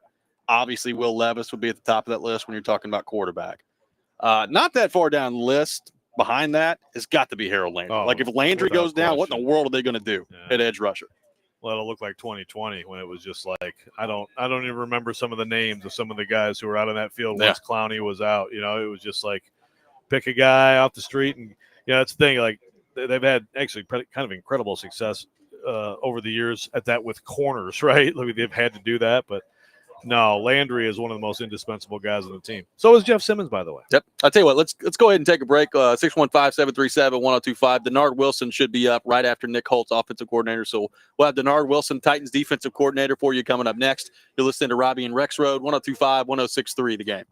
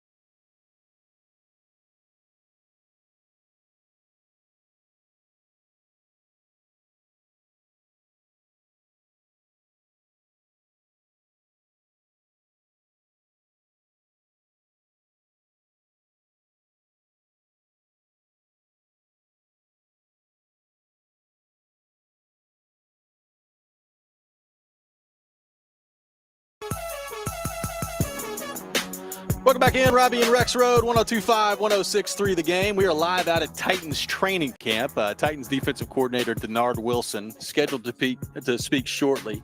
Nick Holtz, Titans offensive coordinator, currently holding court with the media. Nick Keyser, back at our 102.5 The Game studio, brought to you by Busy Bee Plumbing, Heating, and Air Conditioning. Home of the $99 yearly Beehive membership, where the buzz is always about great service. Joe, I'm interested to see what Dinard Wilson has to say today. I mean, according to the schedule, doesn't sound like Brian Callahan's going to talk today. Jeffrey Simmons, I don't think, is scheduled to talk today either. So I would have liked to have seen one of them address the media today, given what happened yesterday, but it doesn't look like we're going to see that. But going to be a pretty fascinating conversation with Dinard Wilson coming up, I would guess. Yeah. Is this mic on? There we go. You turn my mic off. That is not a mute on me. We're going to blame you. Yeah, that's fine. Yeah, I thought there was a chance that maybe Callahan was, but I honestly, I think it's more important that Jeff just take questions after the practice and just, he and Buck still talking to him? They good? Everybody good? I think everybody's good. Everybody's good. Everybody's okay. They've had their conversation. I think they've had it. Yeah, I think he needs to address it. Again, you're talking about team leader. He's a grown man. He's a professional, and by the way, he's going to have to at some point. Like, it's not just going to go away until. And so, like, if I'm Titans PR, I'm not a happy day yesterday. There's a PR nightmare. All this stuff, because everybody's talking about stuff like this instead of the football team that they're trying to promote. But if I'm them, I want this handled now. And people have said on the text line, 2 weeks from now, no one will care. And I agree. I just move forward. Yeah. These things happen, and then now this is one of those things that gets brought up. Like if Jeff, struggles this year, the Titans are losing, then stuff like this comes back up, right? Like how much of this was a factor or whatever. But yes, get out there, handle it, deal with it, move on. That's the best thing. Rather than let's just pretend like PK thinks they're going to do. Let's just pretend like nothing happened. And that's to me the wrong approach. Titans defensive coordinator Dinard Wilson looks like he's about to hop on the podium here shortly. So we'll get that to you as quickly as we can. I guess at the moment, he's going to be the one talking about this today. So, we knew he was going to talk at some point today, and we knew that this was going to come up. But I would have liked to have seen certainly Jeffrey Simmons and even Brian Callahan. Like, Callahan, I think you're the head coach. You're the CEO of the team, and you have something like this happen yesterday. Like, I think you need to get up there and talk about it. And you could have made case for him to talk today for sure. They're doing this thing where he doesn't talk some days, and those are the days all the players are available, which is obviously a change from the way it used to be. Yep. Looks like Titans defensive coordinator Dinard Wilson is ready to go at the podium. All right, let's go. Let's hear from Titans defensive coordinator Dinard Wilson. A radio guy. I'm just wondering where you think his mindset is and if something's going on with him. Look, we don't condone fighting. Out here, we want to practice the right way. We talk about live on the edge, play on the edge, don't hurt the team. But we have a thing around here, especially on defense. All right, when you mess up something, okay, you address the problem, you make it right, and you move on. And that's what we're going to do. In terms of the off the field stuff, I have nothing to do with that, and I'm not going to comment on that. How do you balance between setting the tone and the aggressive mindset that you want and, kind of towing that line and training him? Well, right now and another thing we talk about, living on the edge, you play on the edge, but you don't hurt the team. And we want to play aggressive. We want to play knock back. We want to play on the edge. But when it comes to hurting the team, it hurts the team. Okay. And we don't want that. So we got to dial it back when we play on the edge. And then also with the teammates and everybody else, when somebody's on that edge, somebody else has to pull them back. And, that's our philosophy and that's how we go about things. Situation, do you anticipate that you have enough at outside linebacker to kind of weather that storm? We got the right people in this building. All right. And we'll address that when the time comes and see how that plays out. Maybe who are some guys who are taking advantage of extra reps here at Arden Key? Well, I think all of them are. Right now we're rotating guys in and out. They're playing, they're getting opportunities. They did an excellent job yesterday in press coverage and in our one-on-one period. The thing with those guys is it's not if it's one day doing it well, can we do it today the same way? Can we be consistent enough to do it every day? And if we do that, you know, the guys will keep getting better. And then the guys that show up the most are the guys that's going to push the depth chart. Callahan, he had mentioned Kenneth Murray and just how he's like making it difficult for them. How is he fulfilling just the vision you have for him when you guys brought him? I love everything about Kenneth Murray. Like the biggest thing, you know, in the spring, remember you guys just kept asking about the green dot. In reality, man, we told Frank Bush, myself, and the defensive coaching staff, the thing we want is him to have the green light. Okay. And what that means with the green light is to cut it loose, to play with no fear, to play with no fear of making mistakes and just seeing what he sees, believe it, and go. And then if he makes a mistake, as coaches, we can correct them to slow him down. But we want him to cut it loose. And that's what he's been doing. He's all over the field. You see it, he's sideline to sideline with the pads on. He's so heavy on contact. But the biggest thing that I love about what Kenneth is doing is Kenneth is starting to take control of the huddle. You know, he's starting to become a leader. People starting to listen to him, and guys rally around him. So as he keeps growing in his leadership role with all the other guys that we have, we become stronger as a defense. You're right, because you see him pre-snap, it's kind of like that traffic cop. What is it in your experience with players that triggers that to, you know, be on there? Well, the first thing you have to empower him. And that's one of the things that we wanted to do here is empower him to take that leadership role. Don't be afraid of it. And, you know, with leadership, it takes time. It takes practice. You have to be intentional in what you're doing. And he's being intentional in that role. And when we signed him, that was one of the biggest things that we said. We said, we want you to be a guy that when you stand in the middle of the field, everyone listens to you. And he's taking that and he's getting better at it every day. What do you see from Jack Gibbons that has kind of shown you that he's taken a step forward and to hang on to his job? Well, you see Jack every day. I mean, he's making plays. He's another one. Like, he's believing what he's seeing. And when he sees it, he's coming downhill with violence. He's making plays in the backfield. We already know that he's a high volume tackler because he's going to run. He's going to be sideline to sideline. But also in terms of the communication and then thoroughly understanding what he's supposed to do in zone coverage, how it all works hand in hand. I think Jack is doing an excellent job. I think all the linebackers really are doing an excellent job, and they all coming along. I think our coaches do a great job getting them ahead of things, and I'm proud of where Jack is right now too. What have you seen from Rashawn Weaver in your time so far, and maybe what's he got to do to sort of take advantage of potential upcoming opportunities? Weave just needs to keep getting better every day, right? You see his physicality at the line of scrimmage. You know, when he plays the end position, he can set force. He's violent. You see him, he's running to the ball. We can reduce him inside and he can play with vertical knockback. I like where he is too. All it is with all of them is about just confidence, right? The more you play, the better you play, you gain confidence. And then as coaches, when they play good, you highlight it and you keep highlighting it, you know, so they can play with more confidence. They feel good about themselves. And I think Weave's in a good spot right now, mentally and physically. From Sweat during the course of the first week, and maybe what's your message to him as he kind of starts out here? Yeah, Sweat has done an excellent job in everything he does, really. He's a very smart player, and when you give him something, he can execute his assignment. But you watch him over the center, and you watch him push the pocket, you watch him get off the ball. When he puts his hands on guys, he can get rid of them, he can shed. The biggest thing now with him is what we talk about is just being in the greatest shape that he can be in. And what we're harping on is him finishing plays. So coming out the stack when the ball goes, no matter if the ball was stopped, we're going to let the runners at the first contact go. Now we want to see you come out the stack and go get it. And if the ball goes to the sideline, chase it down. But what is that also doing is building up endurance, right? It's building up physical conditioning, you know, so he can play longer, he can play harder, all right, and ultimately finish plays and finish games. You expected from Shane Ray, and how much time it's been away from him since he last played? Yeah, well, Shane right now, obviously just getting here, he's catching up on the defense, trying to learn everything.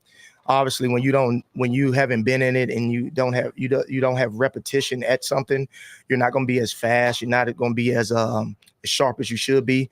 But he's been diligent. about learning the defense. He's asking all the right questions. Ben Bloom does a hell of a job with those outside linebackers, getting them prepared. And longer he's around here in this defense, he'll get better. What's your challenge to Jarius relative to consistency when he's on one day and off the next day? I think, he's a pro. Like, one thing you guys don't have the ability to see, when we do walkthrough periods, L'Jarius treats it like a game. Like, his intensity in walkthrough periods, is unbelievable. To me, it's the way he moves. I consider it, when you in those walkthrough periods, you're getting mental sweat, mental focus, and he attacks those walkthroughs like it's a game. So he's never taking days off, really. It might not be getting the physical reps out here. And then if you sit and watch him throughout when he's sitting out here, if he has an off day, if you watch him, he's real intentional about what he's looking at, what he's seeing. He's asking the right questions, whether it's to me or Chris Harris or Steve Jackson, who's doing an excellent job. All of them are doing excellent jobs of teaching these guys. I love what L'Jarius is. And when he comes out here, you can see him. He just competes every play, and he loves football. So I think he's in a good spot, and I think that the formula we have for him is the best formula for him. Not always practicing and Cheeto missing some time. Opportunity here to kind of develop some of your depth in the secondary. How is a guy like Jarvis Brown done at taking advantage of that opportunity? Jarvis, once again, he's getting better too. He's a young guy, right? And you don't know what you don't know. Like, he hasn't played a lot of football, obviously not in the National Football League. So every day is something new. When the offense installs something, as we go through this install period, we get different things. So he's learning on the run. The thing I like about Jarvis is he doesn't make the same mistake. He attacks the day, like, with that dog attitude. He's physical. He can play multiple positions. Now it's about him just sharpening his tool bag and giving them the tools to get better every day. Reunited with Jamal, and how hungry do you think he is coming here trying to prove himself once again? Well, it's good to reunite with him. Y'all have heard me say this before. In terms of players, you're there to teach, motivate, and inspire. And even when the players leave, that doesn't stop. Jamal has been away from me for years, but we've always been in contact. Whenever there's been crossover film and I'm seeing him on tape, if it was things I didn't like that he was doing, I would call him. I would text him. And say, hey, man, you need to get to this. The thing about Jamal is this. He is hungry, and he found a landing spot where he knows how he's going to get coaches by the guys that he's been around. But Jamal knows he needs to go back to the basics. And, I always say this, you got to go back home. And what is home? It's when you're a young man, when you're in high school, and now you're working and you're doing your daily calisthenics, and you're doing all the little things correct to get yourself to the point that you get a scholarship, to get yourself to the point where you get to the National Football League. So with him right now, we're focusing on all the little things. I think that Jamal, as he went on, became a home run puncher. He was swinging big. And right now, it's time to get him back to the fundamentals that every day he's throwing the jab, he's leading behind the jab, he's cutting off the ring, and he's going to the body and breaking people down. And when he does that, all the little things will come, and then the home runs will start to show up. Thank you. Thanks, All right, that was Titans defensive coordinator Dinard Wilson. We will react to what he had to say. Take your thoughts on the Titans. 615-737-1025 is our phone number. More on that coming up next. Nashville's best deal of the week. Admission to the Frist Art Museum. Enjoy ever-changing exhibitions from world-renowned collections. Get creative in Martin Art Quest, the first hands-on art-making space, and find unique handcrafted items in their gift shop. Current exhibitions include fashion, photography, graphic art, ceramics, VR, and more. Head to theGameNashville.com/deals to get 2 tickets from the Frist Art Museum for the price of 1 while supplies last. That's a $15 savings. More coming up next. Robby and Rexrode, 102.5, 106.3 The Game.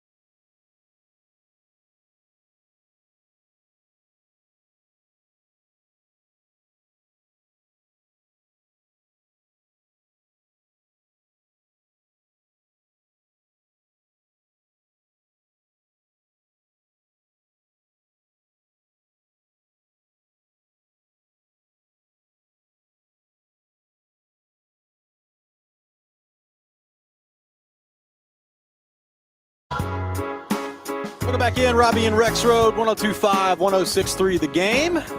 Got some tickets giveaway. Pair of tickets to see the Professional Fighters League playoffs at Nashville Municipal Auditorium coming up this Friday. We call it 615-737-1025, 615-737-1025. Caller number 3 will win a pair of tickets to the Professional Fighters League playoffs at Nashville Municipal Auditorium this Friday. We are live out at Titans training camp. Dinard Wilson just addressing the media. Titans getting things going here on the field for day number 2 in pads. Joe Dinard Wilson did not have a lot of interest in talking about the Jeffrey Simmons incident yesterday. Did talk about the stuff that happened on the field in terms of the fighting and learning from mistakes and making sure you don't repeat those mistakes, but did not have much to say about Jeffrey Simmons off the field yesterday. Yeah, not surprised. Although, really, I will say, like, Kuharsky's question was not let's talk about the thing with Buck. He asked him the right question to me, which was, are you concerned about an issue? Like, what's going on with him question. That's the bigger picture, right? And he still wouldn't touch it because I thought that the question was framed correctly.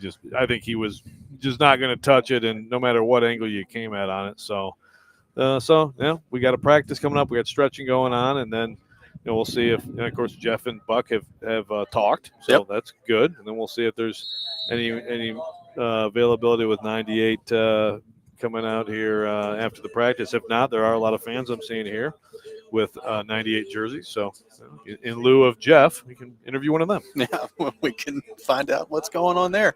By the way, not stretching going on, dynamic warm-up. Oh, dynamic warm-up. Is that what it's called? It's actually officially dynamic warm-up? That's what I'm calling it. Doesn't it just look like they're stretching right now? I mean, it looks like they're stretching right now, but it's dynamic warm-up. All right, I will watch carefully, though, to see how dynamic it gets. Yeah, not surprising on the Dinard Wilson front there that didn't have much to say.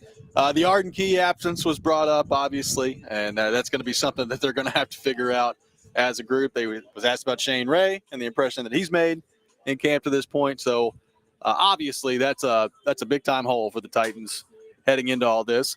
And Joe kind of swept under the rug of all of this is it feels like to me the offense kind of struggling so far in camp, especially the last few days. Now, Levis has been off target a little bit at right side of the offensive line, not going so hot for them at the moment. So, like right now, like beyond the Jeffrey Simmons stuff and the Arden Key stuff, it would be great to see the offense have a day out here at some point. Yeah, no doubt. All the controversy is on the defensive side of the ball, but they're winning when it comes to the offense against the defense. And I think it's largely up front, right? And it seems like John Ojukwu has sort of had this opportunity and more of an opportunity than even the Titans anticipated. I mean, it's clear. They thought Nicholas Petit-Frere would be out there by now. Now they're hoping it'll be Friday. But in the meantime, he's kind of maybe playing himself out of the opportunity. I don't know if it's quite that bad, but like there is a void there, and there is just a lot of eggs in the NPF basket at right tackle, barring some other possible adjustment. There's always the possibility of a signing there too. They have a lot of guys.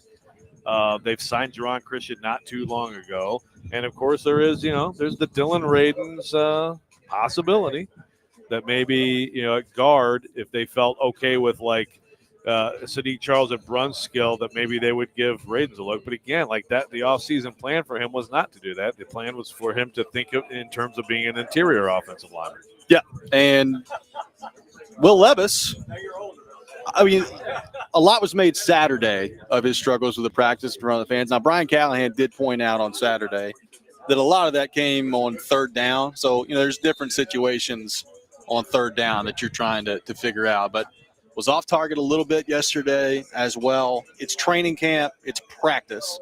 So I'm not going to sit here and freak out about it. But any reason to be concerned about Will Levis the last few days out here? Nah, I'm kind of no reason to be overly concerned and no reason to be overly excited, at this point.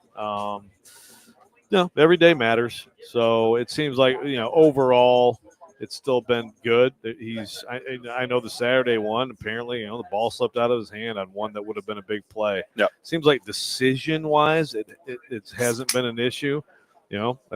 you got Matthew Jackson out here picking him off, though. So Yeah. Maybe it's more on him. Maybe it's more about Matthew Jackson. Have you considered that? Have we considered that the Titans defense could be a dominant force this year? I mean, sometimes we think that coming out of training camp practice. That is true. And sometimes it may or may not work out that way. Yeah, it came up a little short last year being a dominant defense.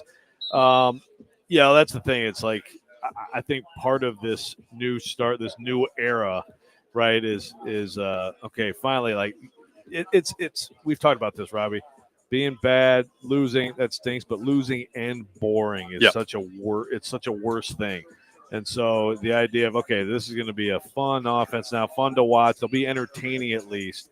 And look, man, it's just always true in football. I mean, if you can't block and create pockets for your quarterback, then it's just, I don't care what your scheme is. And your skill players have to be incredibly good to overcome that. So it's, it's just right now where they are is they are not able to block this defense. And again, one day of pads, but there are pass protection reps and pass rush reps that went on before pads, and it does look kind of like it has looked the last couple of years. By the way, we have several people on the text line that were very upset that we didn't have a rant today at 7:45. Wow.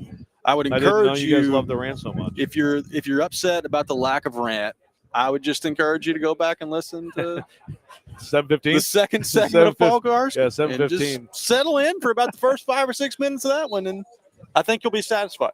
Yeah, we're not lacking for ranting. Okay, like this entire program did not lack for ranting. They were ranting on it, ranting about it, ranting from others nearby. There's all kinds of ranting. Whenever Kuharsky's around, you're typically not going to be lacking in that category. Today, man, I think we did plenty. Somebody asking the question, what are the odds we see Jeff running sprints today? I don't think very high. No. I doubt they're going to have him running gassers out there, would be my guess. Another texter says That's not the way to handle something like that. No. I got another texter that says it's far past time for Jeff to understand this isn't college/SEC fanboy media. It's not the beat writer's job to be fans like they are at Mississippi State and every other SEC school. This is from an unnamed texter on the text line. I'd say that's probably a fair point to make. But the interesting thing about that, when you talk about fanboy media, well, Jared just walked by. The thing is, you can have angry fanboy media too. I think the most angry and personal stuff that come from media also come from fans. Yeah. So Jared, it would be Exhibit A. I would agree. I mean, Jeff is, obviously, he overreacted and all this stuff. I think most people would agree it was an overreaction, and he's got, he's too much on social media, all that stuff. He doesn't even get into the Jared thing. He just blocked that. So, I mean, I give him credit for that. It's like, you know what? I'm just going to block this guy and not even deal with it at all. That is a good move by Jeff, if we're going to be honest about him and all media dealings. I have to say, I did wonder, I tweeted about Jeffrey Simmons yesterday, and I did wonder if by the end of the day I was going to end up blocked. But I didn't. Did not give you're not blocked? Still Okay. going. All right. No, the only Titan in history that I know of that has blocked me is Dion Lewis. He's the only one. He was the all-time greatest and he's blocker, blocked everyone. Twitter blocker in history. Yeah. I mean, if you're a Titans fan out there, go try to find Dion Lewis's Twitter. I mean, there's a 40% chance he's blocked you. And it was like it was just because Derrick Henry got good and all of a sudden he became a backup. People asked him about it, I guess. I don't know. I don't recall ever uttering a sentence. I mean, we weren't on the radio at that time. I don't recall ever mentioning Dion Lewis by name, but ended up blocked. Yeah, I think he basically was just like, anybody who is Nashville media, I don't want to see anything. Which again, some people do that. Like I've had hockey players before that have blocked me on Twitter. And I'll just come up to him one day and I say, hey, what's up with that? And like, dude, it's nothing personal. I just don't like seeing stuff. I don't like seeing stuff about our team. I don't like seeing stuff about me. That's fine. Like, yeah, I get that. I can respect that. Like, that's totally fine. So, we've had a lot of people today suggesting that Jeffrey Simmons should get off social media. I mean, I agree in theory, but like as PK said, that's hard to do. Regardless of if he gets off of it or not, there's got to be a way to really laser focus in on not letting things bother you as much as it clearly has. I don't know how you do that. Like, I don't know if you need to talk to somebody about it. I don't know if it's just something that you learn naturally over time, maybe this is something that helps him get there. I don't know, but clearly something's got to change. Yeah. So here's the thing too: is this is where like the NFLPA wants media out of the locker rooms. This is a great example of why it's a terrible idea. And let's take Kevin Byard for example. I mean, if you take advantage of that on the other side, obviously we, being the media, want to go in there and talk to them and get quotes, and we're trying to do stories, we're trying to find things out and stuff, right? But it really should be a benefit for them too. Yeah. And what it is if you have that two-way street, then things like this probably won't happen because you can actually have a conversation with somebody, which is what's weird too, because I don't know. I mean, Jeff's always been fine in the locker room. He's been available and he's talked to people. It's just there's such a weird disconnect with him perceiving things the way he does. But like it should be, this should benefit you to be in these two-way streets of conversations so that sometimes you do have you do get mad. I mean, Kuharsky's been yelled at in that locker room before. And you know what? He stands up and they talk it out, and usually it ends up okay. Wesley Woodyard got super mad at him, but they were fine after that. That's how it should be. And that's how hopefully this turns out. But I think I do think an important step is for him to just address it today, deal with it, move on, and end it, because it doesn't need to be this thing that lingers. I mean, you can hope that it just like goes away, but if it's not addressed, I don't think it goes away like you want it to. I would agree. 615-737-1025. Our phone number. Titans practice is underway. We're out here live at Titans training camp, day number 2 of the Titans in pads today. So, I mean, Joe, we'll see if there's scuffle out there today. I would hope that there's not after yesterday, but we'll see what happens. It's hot out there. It is hot. Well, more on the Titans coming up next. We'll also get some of Joe's thoughts after spending yesterday with Nico and the Vols. All that coming up. Robby and Rexrode, 102.5, 106.3, The Game.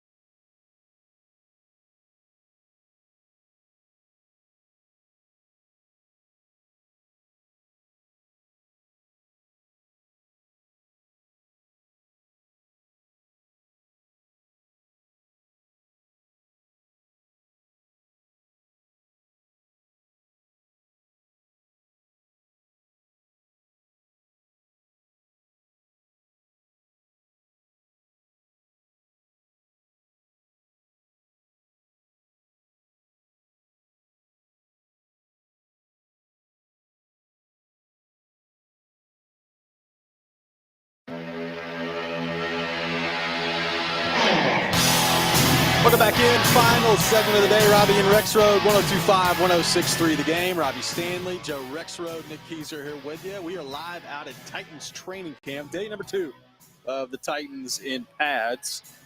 Joe, some quick news. TD putting this out there. No sign of Chidobe Awuzie. No surprise there. Jamal Adams and L'Jarius Sneed for the Titans in stretch. Looks like everybody else is out there. So. And yeah, Woozy definitely wasn't supposed to be back this week, but yeah, I would assume Sneed and Adams are maintenance. Interesting, kind of didn't really talk about the maintenance plan for Adams at the beginning, but obviously that's the case now. I think because they have talked about it since, so I assume it's not like an injury; it's part of the plan. So yeah, takes a little juice away from some of the drills out here. I mean, I need him to be out there for the Seahawks joint practice. That's. But Jamal Adams really the main thing I care about. Get out there for the joint practice, and then, we'll see how that goes. Yep, that could be fun. Could be fun. We'll keep you updated on what's going on with the Titans out here in day number 2 in pads. By the way, Jason Big Joe will be out here as well, live from Titans training camps. Taking your thoughts on our phone and text line, driven by WilsonCountyHyundai.com. Joe, you spent yesterday in Knoxville with Nico and the Vols. What did you learn from Tennessee? And Vols Media Day yesterday as their fall camp begins today. Yeah, Nico was good. Nico was good. 21 minutes of Nico. And, of course, Sparkles and I, we may have not been the only ones, but I know Sparkles and I were there with him the whole time. All the other players, just stay with Nico. But, no, he's good. He's continues to put on weight, so he's up to, I think, 215, wants to get to 220. Seems ready for the task at hand. Had a great story about I got to ask for his autograph. This is something I've run into with my own kids, Robbie. Jack, as I just said this week, turned 20, and as he's leaving home, it's like, hey, here's a paycheck. First time he got a paycheck from his job, so you got to sign it. I don't have a signature. What? Kids don't learn cursive. Did you learn cursive in school? I learned cursive in 3rd grade. Well, so did I. Yeah. Well, so Nico got asked for an autograph when he was 17. He's like, he just printed Nico. Printed out. Here it is. Here you go. A little picture. He put number 8. He gave it to him. And he's like, crap, I guess I better learn how to sign my name. So now, of course, he's probably signed about 1 million of those things. And so he's ready to go. But, he got autographs as a kid from Bryce Young. I mean, they're not that much older than him, but they're, he was 12 or whatever. Yeah. Bryce Young, C.J. Stroud, DJ Uiagalelei. And, of course, the Cali quarterbacks, 5-star quarterbacks who he's idolized. And now it's his turn to sort of see which is he going to be more like. Is he going to be more like Young and Stroud? Yep. Top 2 picks of the draft. More like Uiagalelei, who, by the way, I think is going to play at Florida State this year. Good enough to be a good college player, but not what people were hoping for. I mean, the more likely scenario is that you don't end up the number 1 or number 2 pick in the draft, but the hopes are absolutely off the charts for Nico, and I can't wait to see it play out on the field. Yep, it's going to be a lot of fun to watch. He talked about a lot of different things yesterday, their receiving core, and just the opportunity that they've got in front of them. They're feeling pretty good about where they're at, and we'll see how that goes. I didn't think Heupel said anything overly groundbreaking in his which is so rare for him. He tried to say, I think, as little as humanly possible yesterday heading into fall camp. Yeah. Even I, who enjoys watching his press conference every week, I was like, oh, God, man, come on. Yeah, he's in midseason form and not telling you anything. But Joey Halsley is a bit of a, he's a quote. Yep. And he's talking about how scary it's going to be. He's talking about, it's going to be, we got to get him through 17 games of, and I'm like, 17 games? Okay, so that's a SEC title game, and that's 4 playoff games that Joey Halsley is planning for with Nico this year. So. I like the confidence. Yeah, absolutely. But and by the way, someone who was scheduled to speak who did not speak, James Pierce, did not show up. Yeah. Yeah. He the 2 stars, Nico, and then the defensive star. He likes media stuff about as much as I'm trying to think. Jeffrey Simmons like what? I was going to say. There you go. I was trying to make a Stilly joke, like Stilly likes, I don't know. But, yes, that's a good one. Yeah. I think Jeff and Buck are friends now, though. I think there may have been some repair work that took place today. I don't know. We'll find out. We'll find out After the show. Got to go track down Buck. Jeff. Got to go see what's going on out there. Things you're keeping an eye on today in day number 2 of practice for the Titans and pads.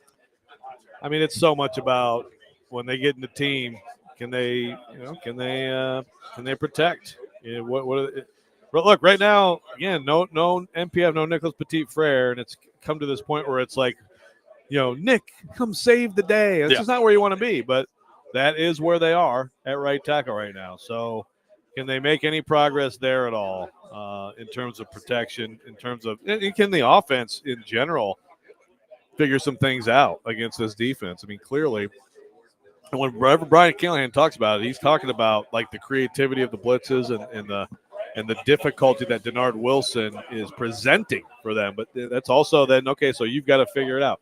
Another guy, a lot of talk about a guy. I know TD must be working on something because he's asked a lot of questions, but there's been a lot of – you notice him out there, and there was more talk about him today. I thought it was a pretty cool quote from Dinard Wilson. You know, talking about the green dot. Well, we want him to have the green light. But Kenneth Murray is emerging not just as a little bit of a traffic cop pre-snap, too, on top of obviously trying to be a wrecker, trying to go downhill. So, you know, does that continue? I think he is one of the early positive stories in camp. Not enough positive stuff out here for the media, Robby. Trying to be positive. Yeah. I think you're having a negative influence on Titans practice. I mean, Nick, your boy NWI is in front of you right now, and he just dropped one? He just dropped one. So, oh my goodness. Now he was trying to make a one-handed catch, but a drop is probably a little bit too harsh. But whenever Rexrode, he's probably like, "Oh God, that guy's back that I wanted to get a restraining order against a couple years ago." Maybe he's just trying to let the other guys have a chance. You know, feel better if he makes a mistake, because ultimately they know they're going to have to tip the cap and get out of the way for NWI.